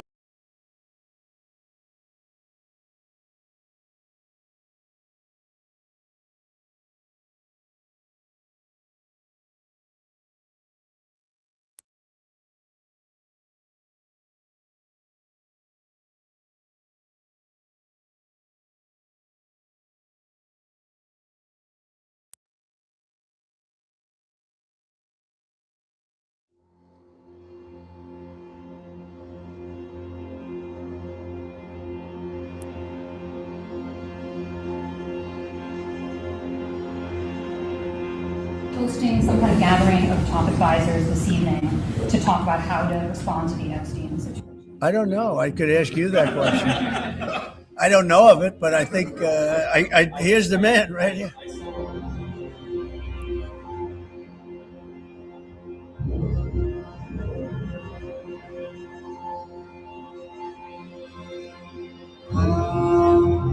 Mr. President, I know you've urged people to move on, but I'm curious, why do you think your supporters in particular have been so interested in the Epstein story and so upset about how it's been handled? Why do you think that is? So the different things, the Steele dossier, which was all fake, all that information was fake. But I don't understand why the Jeffrey Epstein case would be of interest to anybody. It's pretty boring stuff. It's sordid, but it's boring. And I don't understand why it keeps going. I think really only pretty bad people, including fake news, want to keep something like that going. But credible information, let them give it. Anything that's credible, I would say, let them have it.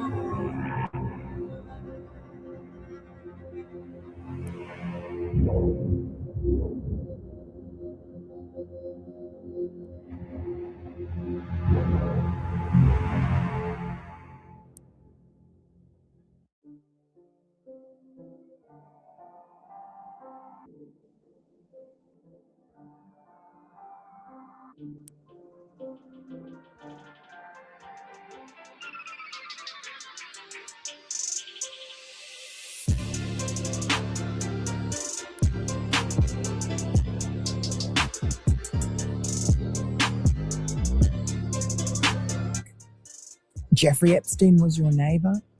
I would be remiss if I didn't ask you about him. East 71st Street. He was your neighbor for 10 years. How well did you know him? All right. So we are in number 11 and he lives in number 9. Right. So we renovate, we buy our house, and our house is pigeons and mice. Right. Okay. It was derelict. Right. So we rebuild our house. We move in 2005. Okay. Jeffrey Epstein is arrested in like 08, I think, or something like that. Right. So knock on the door.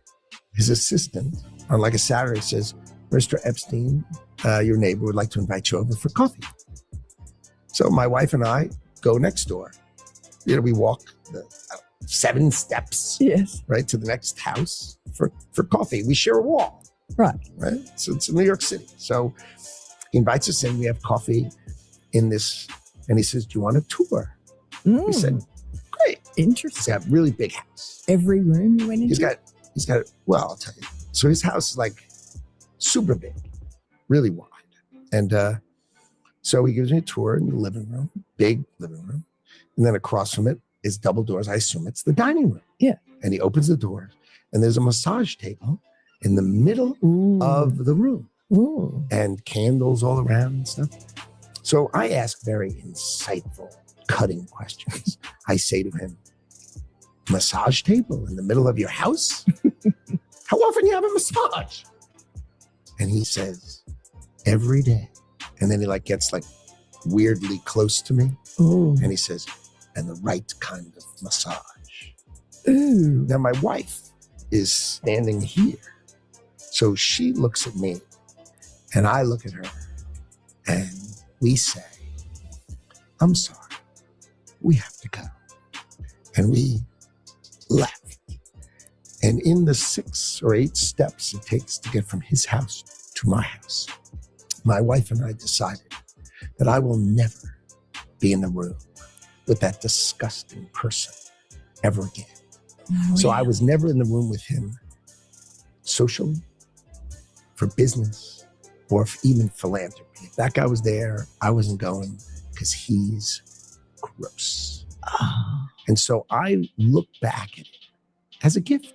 Yes. He gave me a gift. Yes. Of a voice. And so, yeah, that's my story. A one and absolutely done. Why did the Epstein files show you coordinating a meeting and planning a visit with Jeffrey Epstein on his private island in December 2012? Thank you for the question. I'm glad to be here to make it clear that I met Jeffrey Epstein when I moved to a house next door to him in New York, right? And I met him then. Over the next 14 years, I met him 2 other times that I can recall, 2 times. And that is none for 6 years. So 6 years later, I met him. And then a year and a half after that, I met him and never again. Probably the total, and you've seen all of these documents, of these millions and millions of documents, there may be 10 emails connecting me with him, probably about 10 emails connecting me with him over a 14-year period. I did not have any relationship with him. I barely had anything to do with that person, okay? Secretary Lutnick, I think you understand the root of concern here. It's the way you described very emphatically your first encounter with him in his apartment, said you were disgusted, would never have any contact with him again. Did you in fact make the visit to Jeffrey Epstein's private island? I did have lunch with him as I was on a boat going across on a family vacation. My wife was with me, as were my 4 children and nannies. I had another couple they were there as well with their children, and we had lunch on the island. That is true, for an hour, and we left with all of my children, with my nannies and my wife, all together. We were on family vacation. We were not apart. To suggest there was anything untoward about that in 2012, I don't recall why we did it, but Mr. Secretary, again, as I said, there's not an indication that you yourself engaged in any wrongdoing with Jeffrey Epstein. It's the fact that you believe that you misled the country and the Congress based on your earlier statements, suggesting that you cut off all contact when in fact you had not. When you visited the private island, did you see anything inappropriate during that visit?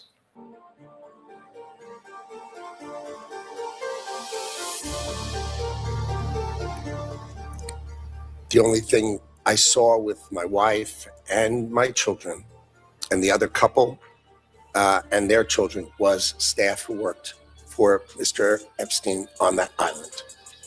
And you realize that, you know, this visit took place after he'd been convicted, right? I mean, you made a very big point of saying that you sensed that this was a bad person in 2005. And then, of course, in 2008, he was convicted of soliciting prostitution of a minor. And yet you went and had this trip and other interactions. Did you have a dinner in Epstein's New York City home in 2011? No. So the information that suggests that there was a dinner with Woody Allen and Woody Allen's spouse at the Epstein residence, that's there's nothing to that. Is that right? I actually don't know what you're referring to. There was, look, I looked through the millions of documents for my name, just like everybody else. And what I found was there was a document that says that I had a meeting with him on in May, I think, for an hour at 5 o'clock. Okay. Not dinner or otherwise, for an hour at 5 o'clock. All right. There's also a reference to the fact that Epstein had expressed an interest in meeting your nanny. Do you know whether Jeffrey Epstein ever met with your nanny? No, I saw that. I had no idea what that was about. It had nothing to do with me. No as far as interaction I at know. all with him in there? No, as far as I know, no. Would you, Mr. Secretary, be willing to ensure that the file is complete to share with this committee and the Congress your own records, any records you have that relate to Jeffrey Epstein? I will surely talk about that. I hadn't thought about that. I have nothing to hide. Absolutely nothing.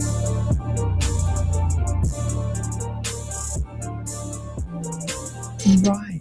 So, I mean, that's an incredible story that you could pick up that he was a pervert. It's gross. The guy's gross.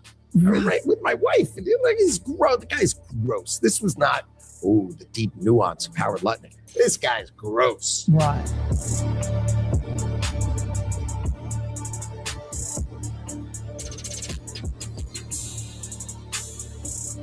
So how come Bill Gates and all these other people could hang around him and not see what you saw? Or did they see it and ignore it? Or no, they participate. Right. That's what his MO was, get a massage. And what happened in that massage room, I assume, was on video. This guy was the greatest blackmailer ever. Blackmailed people. That's how he had money. So what happened to those videos? Why is there now such a dearth of information when, Donald Trump's people are running the FBI and the DOJ?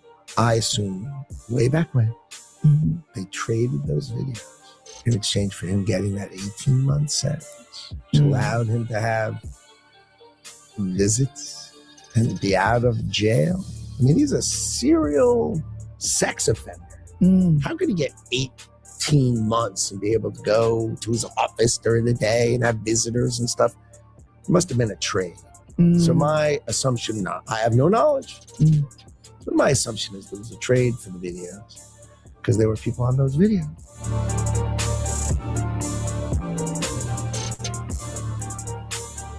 And have you talked to Donald Trump about this and shared your theory? No, I mean, he knows the story. Right. But my story that, I was one and done with the guy. He knows that story, but...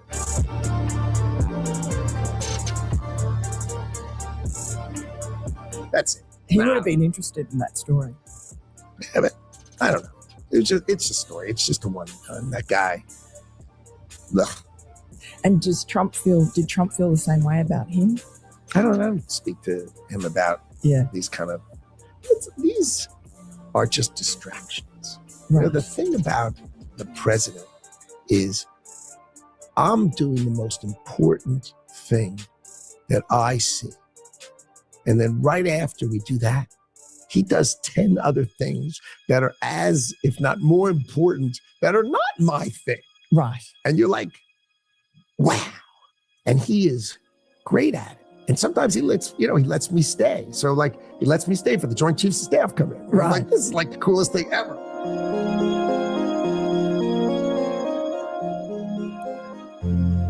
You sit here and you attack the president, and I am not going to have it. I'm not going to put up with it. You know, all they want to do, all the American people need to know this. They are talking about Epstein today. This has been around since the Obama administration. This administration released over 3 million pages of documents, over 3 million. And Donald Trump signed that law to release all of those documents. He is the most transparent president in the nation's history. And none of them asked Merrick Garland over the last 4 years one word about Jeffrey Epstein. How ironic is that? You know why? Because Donald Trump, the Dow right now is over. The Dow is over $50,000. I don't know why you're laughing. You're a great stock trader, as I hear, Raskin. The Dow is over 50,000 right now. The S&P at almost 7,000. And the NASDAQ smashing records. Americans' 401ks and retirement savings are booming. That's what we should be talking about. We should be talking about making Americans safe. We should be talking about, what does a Dow have to do with anything? That's what they just asked. Are you kidding? Mr. Jordan, Mr. Jordan. Committee will be in order.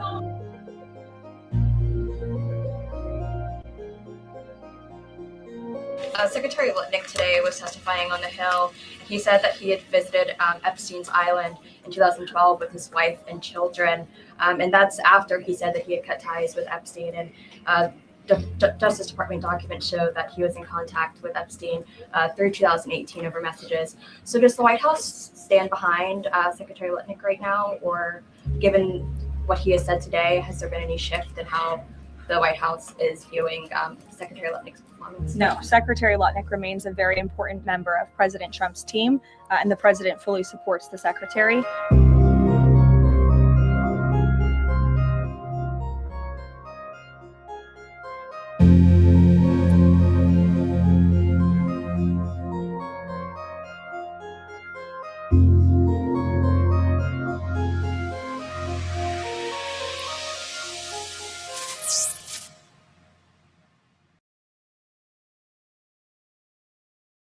All right, we're back.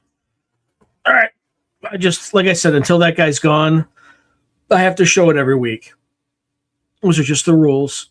So I know I have a lot of new subscribers, so that's just context. Usually I show it at the very beginning, but I think I would confuse a lot of people if I did that this week. So, I might show it at the beginning, might show it toward the end. We still have about 12 minutes left. I think I'm not going through any more of these files. I'm not finding anything that's all that interesting at this point. I think we've exhausted most of the interesting stuff, but otherwise, because there's just a lot of red herrings and garbage in there that we clearly unearthed on this particular strain. Weird events. Lots of weird animal activity where I am. I had a turkey out front of my house. My wife noticed him, so I went outside. He was across the street, and I just kind of mentally projected, hey, why don't you come over here? And so we did. I've never seen a turkey walk toward a person, like directly, like see the person and walk directly toward him. I didn't come too close, but it was weird. I've had 2 hawks near the house recently, and then 2 nights ago, I was just standing outside, and the first time in my life I saw a barn owl. It literally flew directly above me, circled twice, and then flew to the west. Kind of flew from the east directly toward me, right above my head in my yard, flew around, and it was the first time I've ever seen a barn owl. It was just looked like a white owl, but that's just because the underside of their wings are pale, right? But they are not white owls. We don't have snow owls. So I'm 100% sure it was an owl, unless it was like a baby great horned owl. It did not look like a great horned owl. It didn't have the tufts on its head. So I'm pretty sure it was a barn owl. And that's weird. That doesn't seem like normal animal behavior. But anyway, it happened a few nights ago. I think tonight's like a full moon, maybe. You know, at worst, it's a waxing gibbous moon. It was yesterday.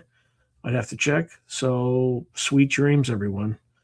People tend to dream more under full moons, unless there's like lots of geomagnetic activity, in which case it doesn't. And I know that because I just interviewed Dr. Stanley Kribner, who's an expert on dream telepathy and all this stuff. Like, they did serious scientific studies and determined above chance that you can telepathically communicate, send messages to people when they're in a dream-like state.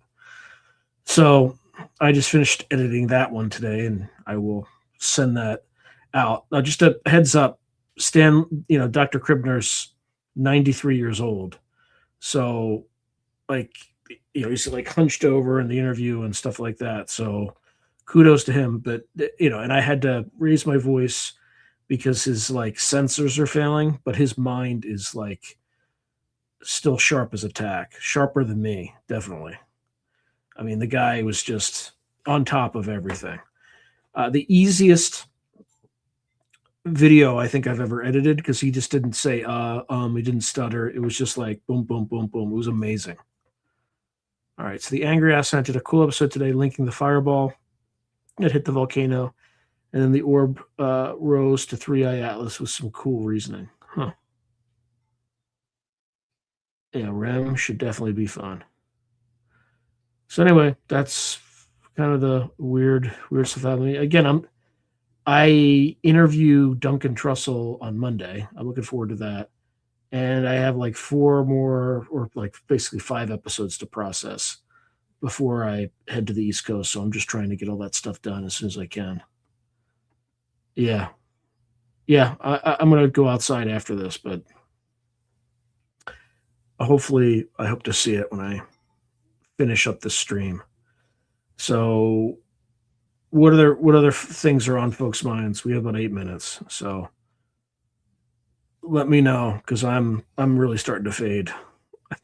Definitely starting to fade right now. It's been a long and busy week.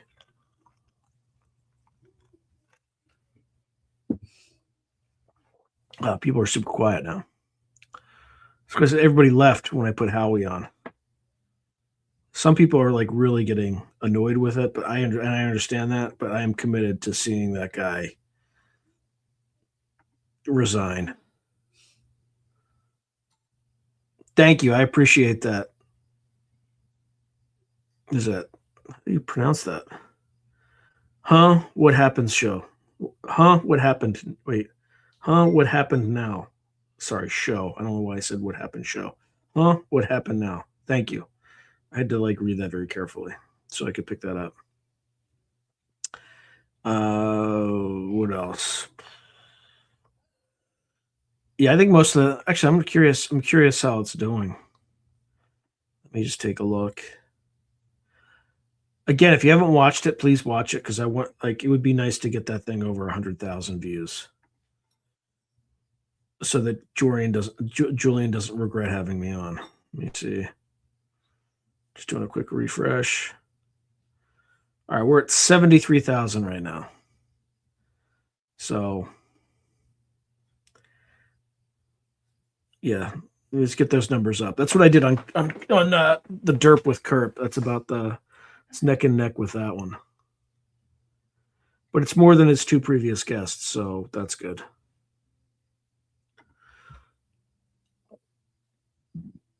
Let's see.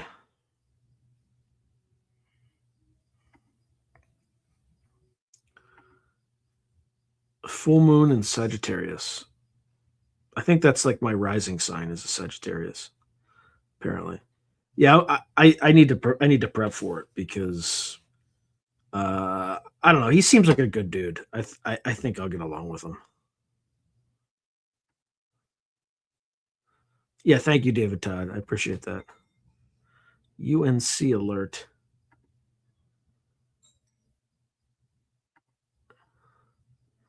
No.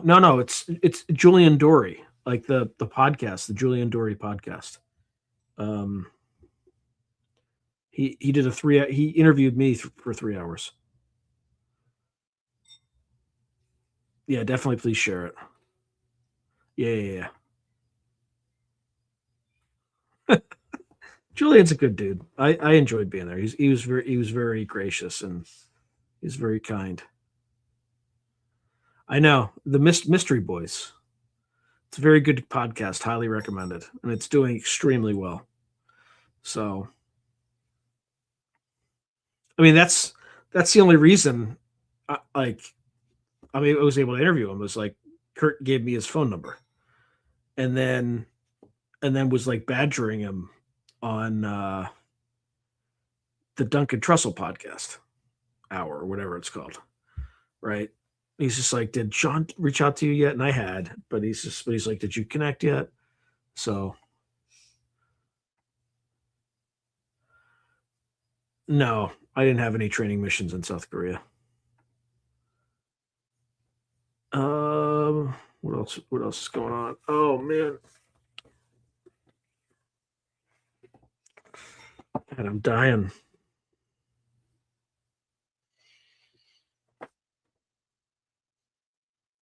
All right, what other questions do folks have in the final 4 minutes? Because I am.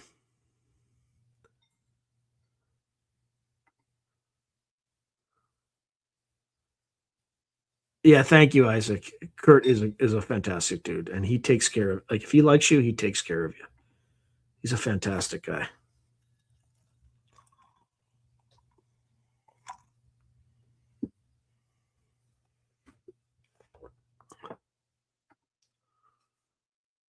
Yep, Mystery Boys. I would play the theme song because I love it, but I don't own the IP, so even though I doubt they would do anything, but they have a very good soundtrack.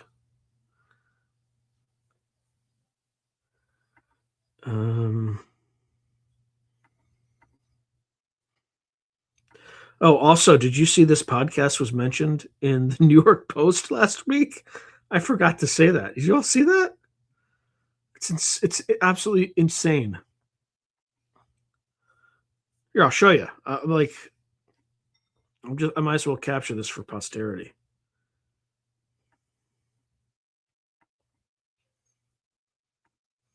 Sorry, I have like 8 things up and I'm trying to. All right, here we go.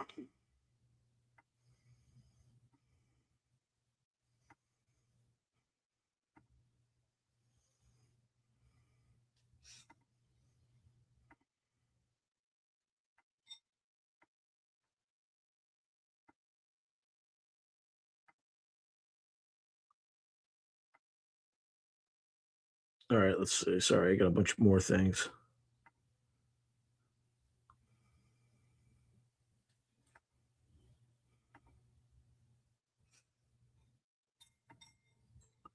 Oops.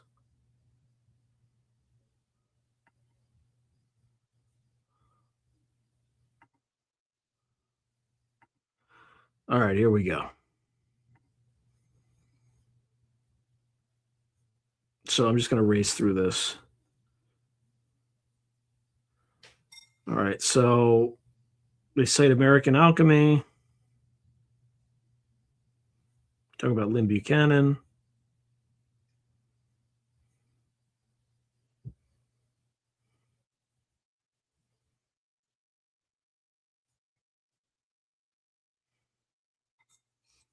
But it's like, see, here we go.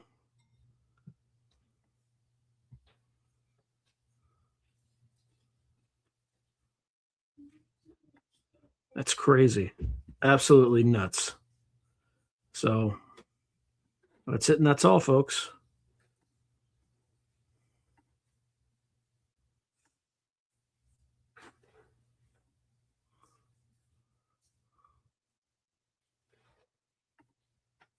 Yeah, juice bars.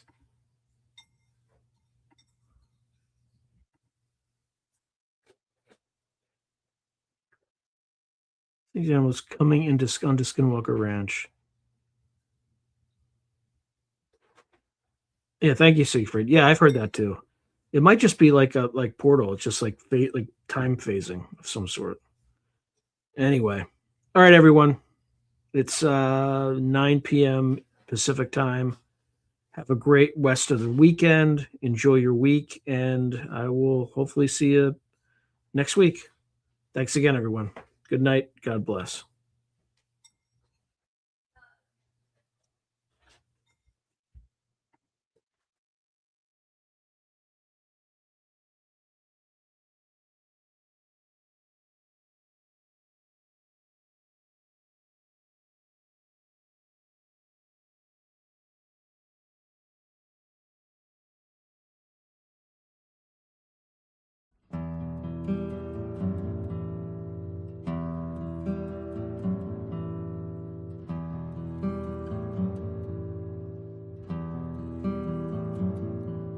She's dancing in the field, and the sun is in her eyes. Thousands are one in her eyes.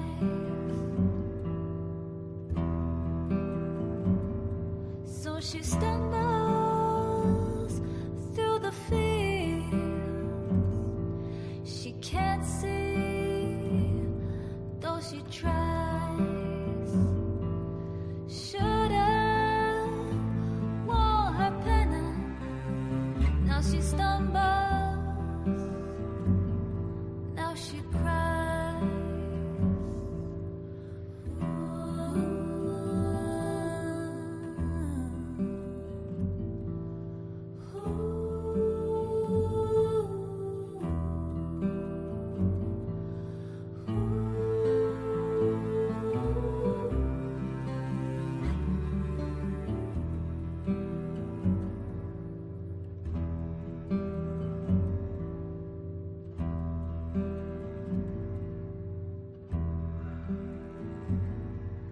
Her skin's red and it burns, and the fields go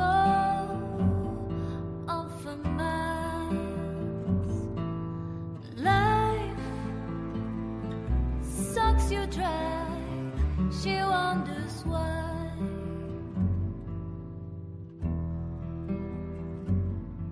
Wonders why.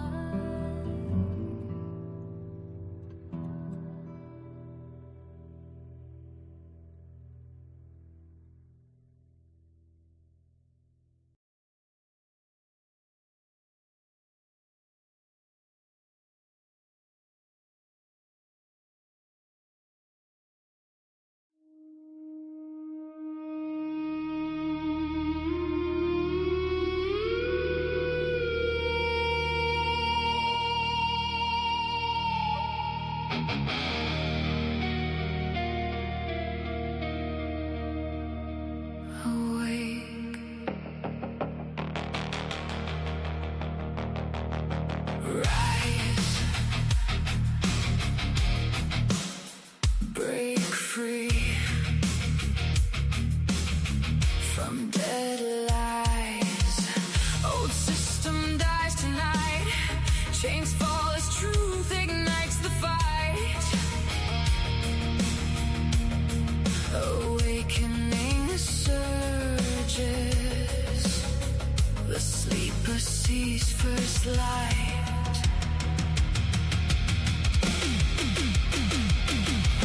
Render to Caesar what is Caesar's alone.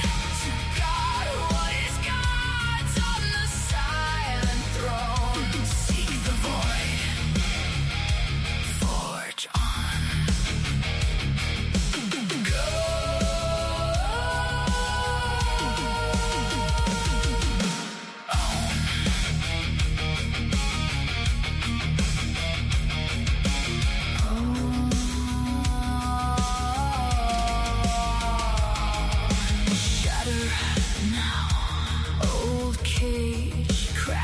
reason breaks, consensus lies dissolve. Welcome the unknown, let fear resolve. Forge new paths where no map has ever been drawn. Render to Caesar what is Caesar's alone. To God what is God's on the silent throne. Seek the void, forge on. Go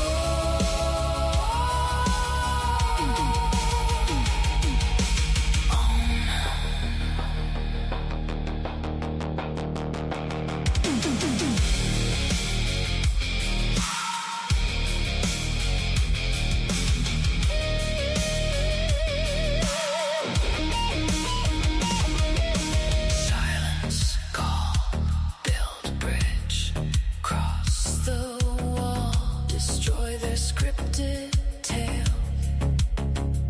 Shape your own reality unveiled. Ignore the system, it's nothing but hollow whales.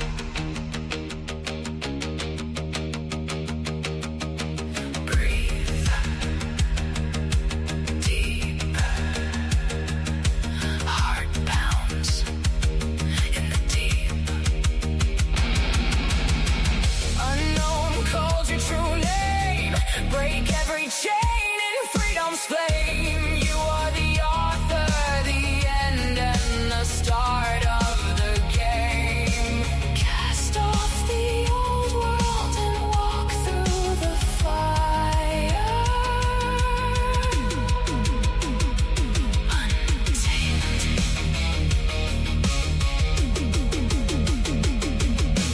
Render to Caesar what is Caesar's alone. To God what is God's on the silent throne. Seek the void, forge on. Go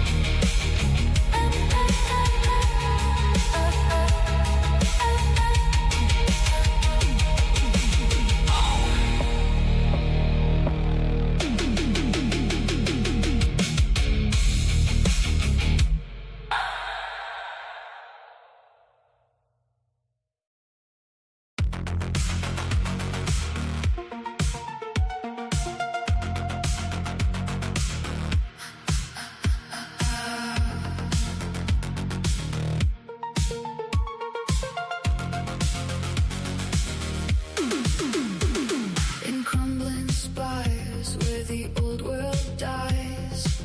Flames of folly paint the ashen skies. Disintegration pulls at every thread. Destruction howls where the living tread. Yet through the smoke, a silent feather falls and now cuts the darkness, answering the call. Born from the thunder god, splitting head. Armored in wisdom, no fear, no dread. Ode to Athena, goddess of the wise owls. Overhead, bring the signs we prize. Synchronicities dance in the midnight hour. Communication through the veil, your sacred power. Who wants for the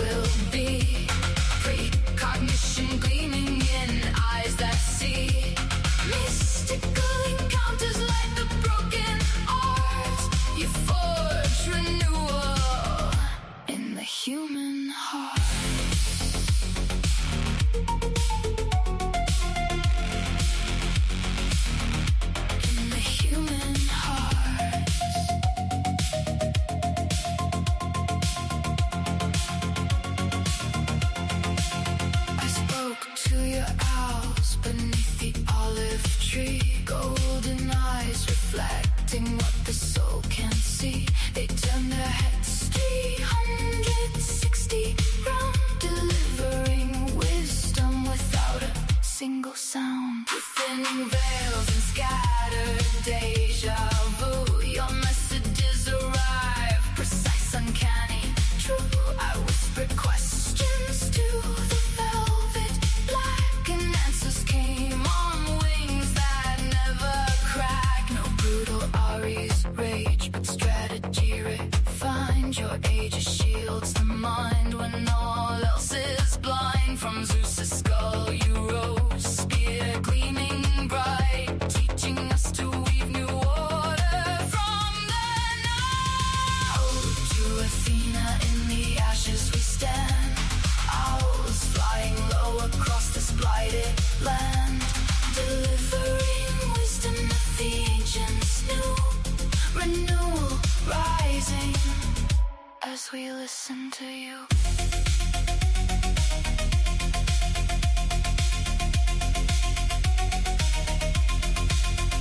Through the veil we commune, soul to soul, precognition making broken spirits whole. In times of falling, your wisdom calls. Athena, guide us as the new world dawns. Hoot softly now, the veil is thin. Oh, to Athena, let renewal begin.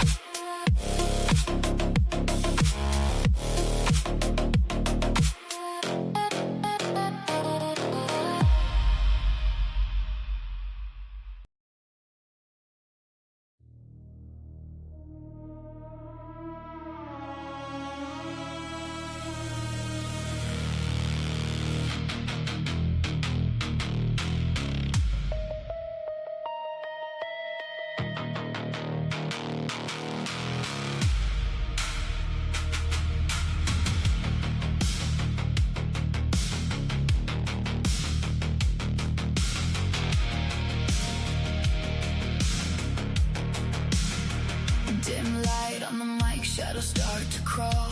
Paranormal whispers echo through the hall. Military minds and ancient bloodlines blend, where the veil is thin and the truth won't bend. Stargates humming in the desert night. Sumerian demons dancing in the fight. Remote viewing psyops, mind control machines. Sean's digging deeper where the unseen screams. From Ukraine fires to invisible wars. Lucy's stressed rituals behind closed doors. Pazuzu laughing Anunnaki call. The glass is dark but we see it all. Through a glass darkly peering into night, where fiction turns to fact and wrong becomes right. Paranormal meets the battlefield's edge. National secrets on the razor's ledge. Rise through the darkness, break the hidden seals. Through a glass darkly, this is how it feels. This is how it feels. Interviews with warriors who walk the line. Remote influences twisting space and time. Dragon bloodlines, hauntologies, games. Skinwalker shadows calling out your name. Geopolitics twisted with the occult thread. Writing worlds where the living meet the dead. Financial freedom in a world gone mad. Building empires while the sleepers stay unaware. Ed Dane's legacies and psychic warfare plays. Mind viruses spreading through the haze. From ninja suits to the unseen fray. The podcast cuts through the fog and gray. Through a glass darkly peering into night, where fiction turns to fact and wrong becomes right. Paranormal meets the battlefield's edge. National secrets on the razor's ledge. Rise through the darkness, break the hidden seals. Through a glass darkly, this is how it feels. Not just stories, it's the hidden war between the spirit realm and what we saw. Hazlett holding up the mirror, cracked and true, showing us dimensions bleeding into view. No more veils, no more silent nights. We chase the signal through electric lights.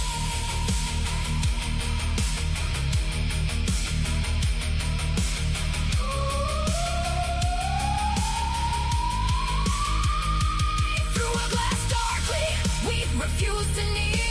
Chasing demon secrets and the real. From military fiction to the cosmic wheel. The truth is stranger than the tales we feel. Through a glass darkly, lift the veil, ignite. Through a glass darkly, step into the light.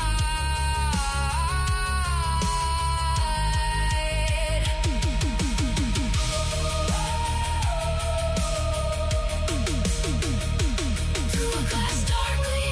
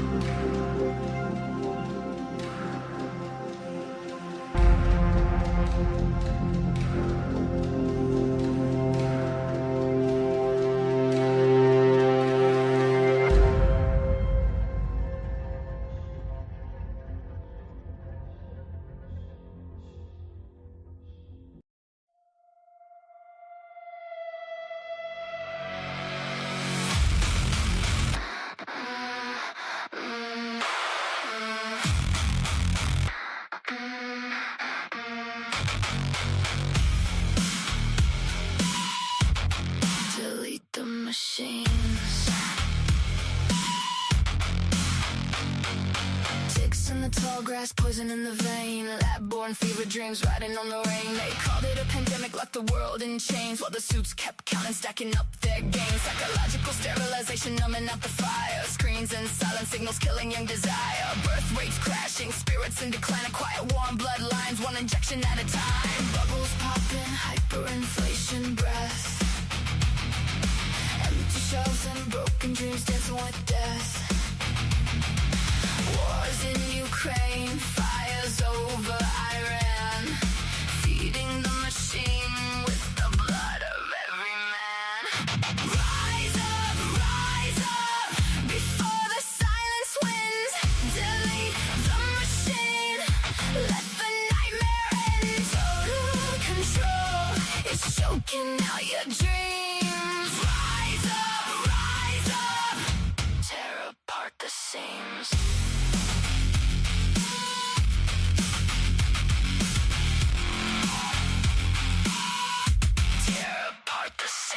Punishing, taxation, bleeding out the poor. Open corruption, laughing behind every door. They print it, they spend it, they crash it on command, while the middle class is buried in the sinking sand. Despair is the weapon, hopelessness the chain, turning sons to shadows, daughters into pain. They want us weak and scattered, divided and afraid to manage the population in the bed they made. Bubbles popping, hyperinflation breath. Empty shells and broken dreams dancing with death. Wars in Ukraine, fires over Iran, sacrificing nations for their master plan. Rise up, before the silence wins. Delete the machine, let the nightmare end. Total control is choking out your dreams. Rise up, tear apart the seams.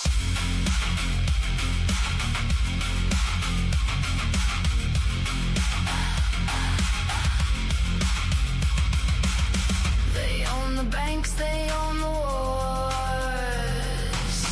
They own the needles, they own the laws. But they don't own the fire burning in our veins. We were born for freedom, not eternal chains. No more compliance, no more quiet graves. The hour is late, but the spirit still saves.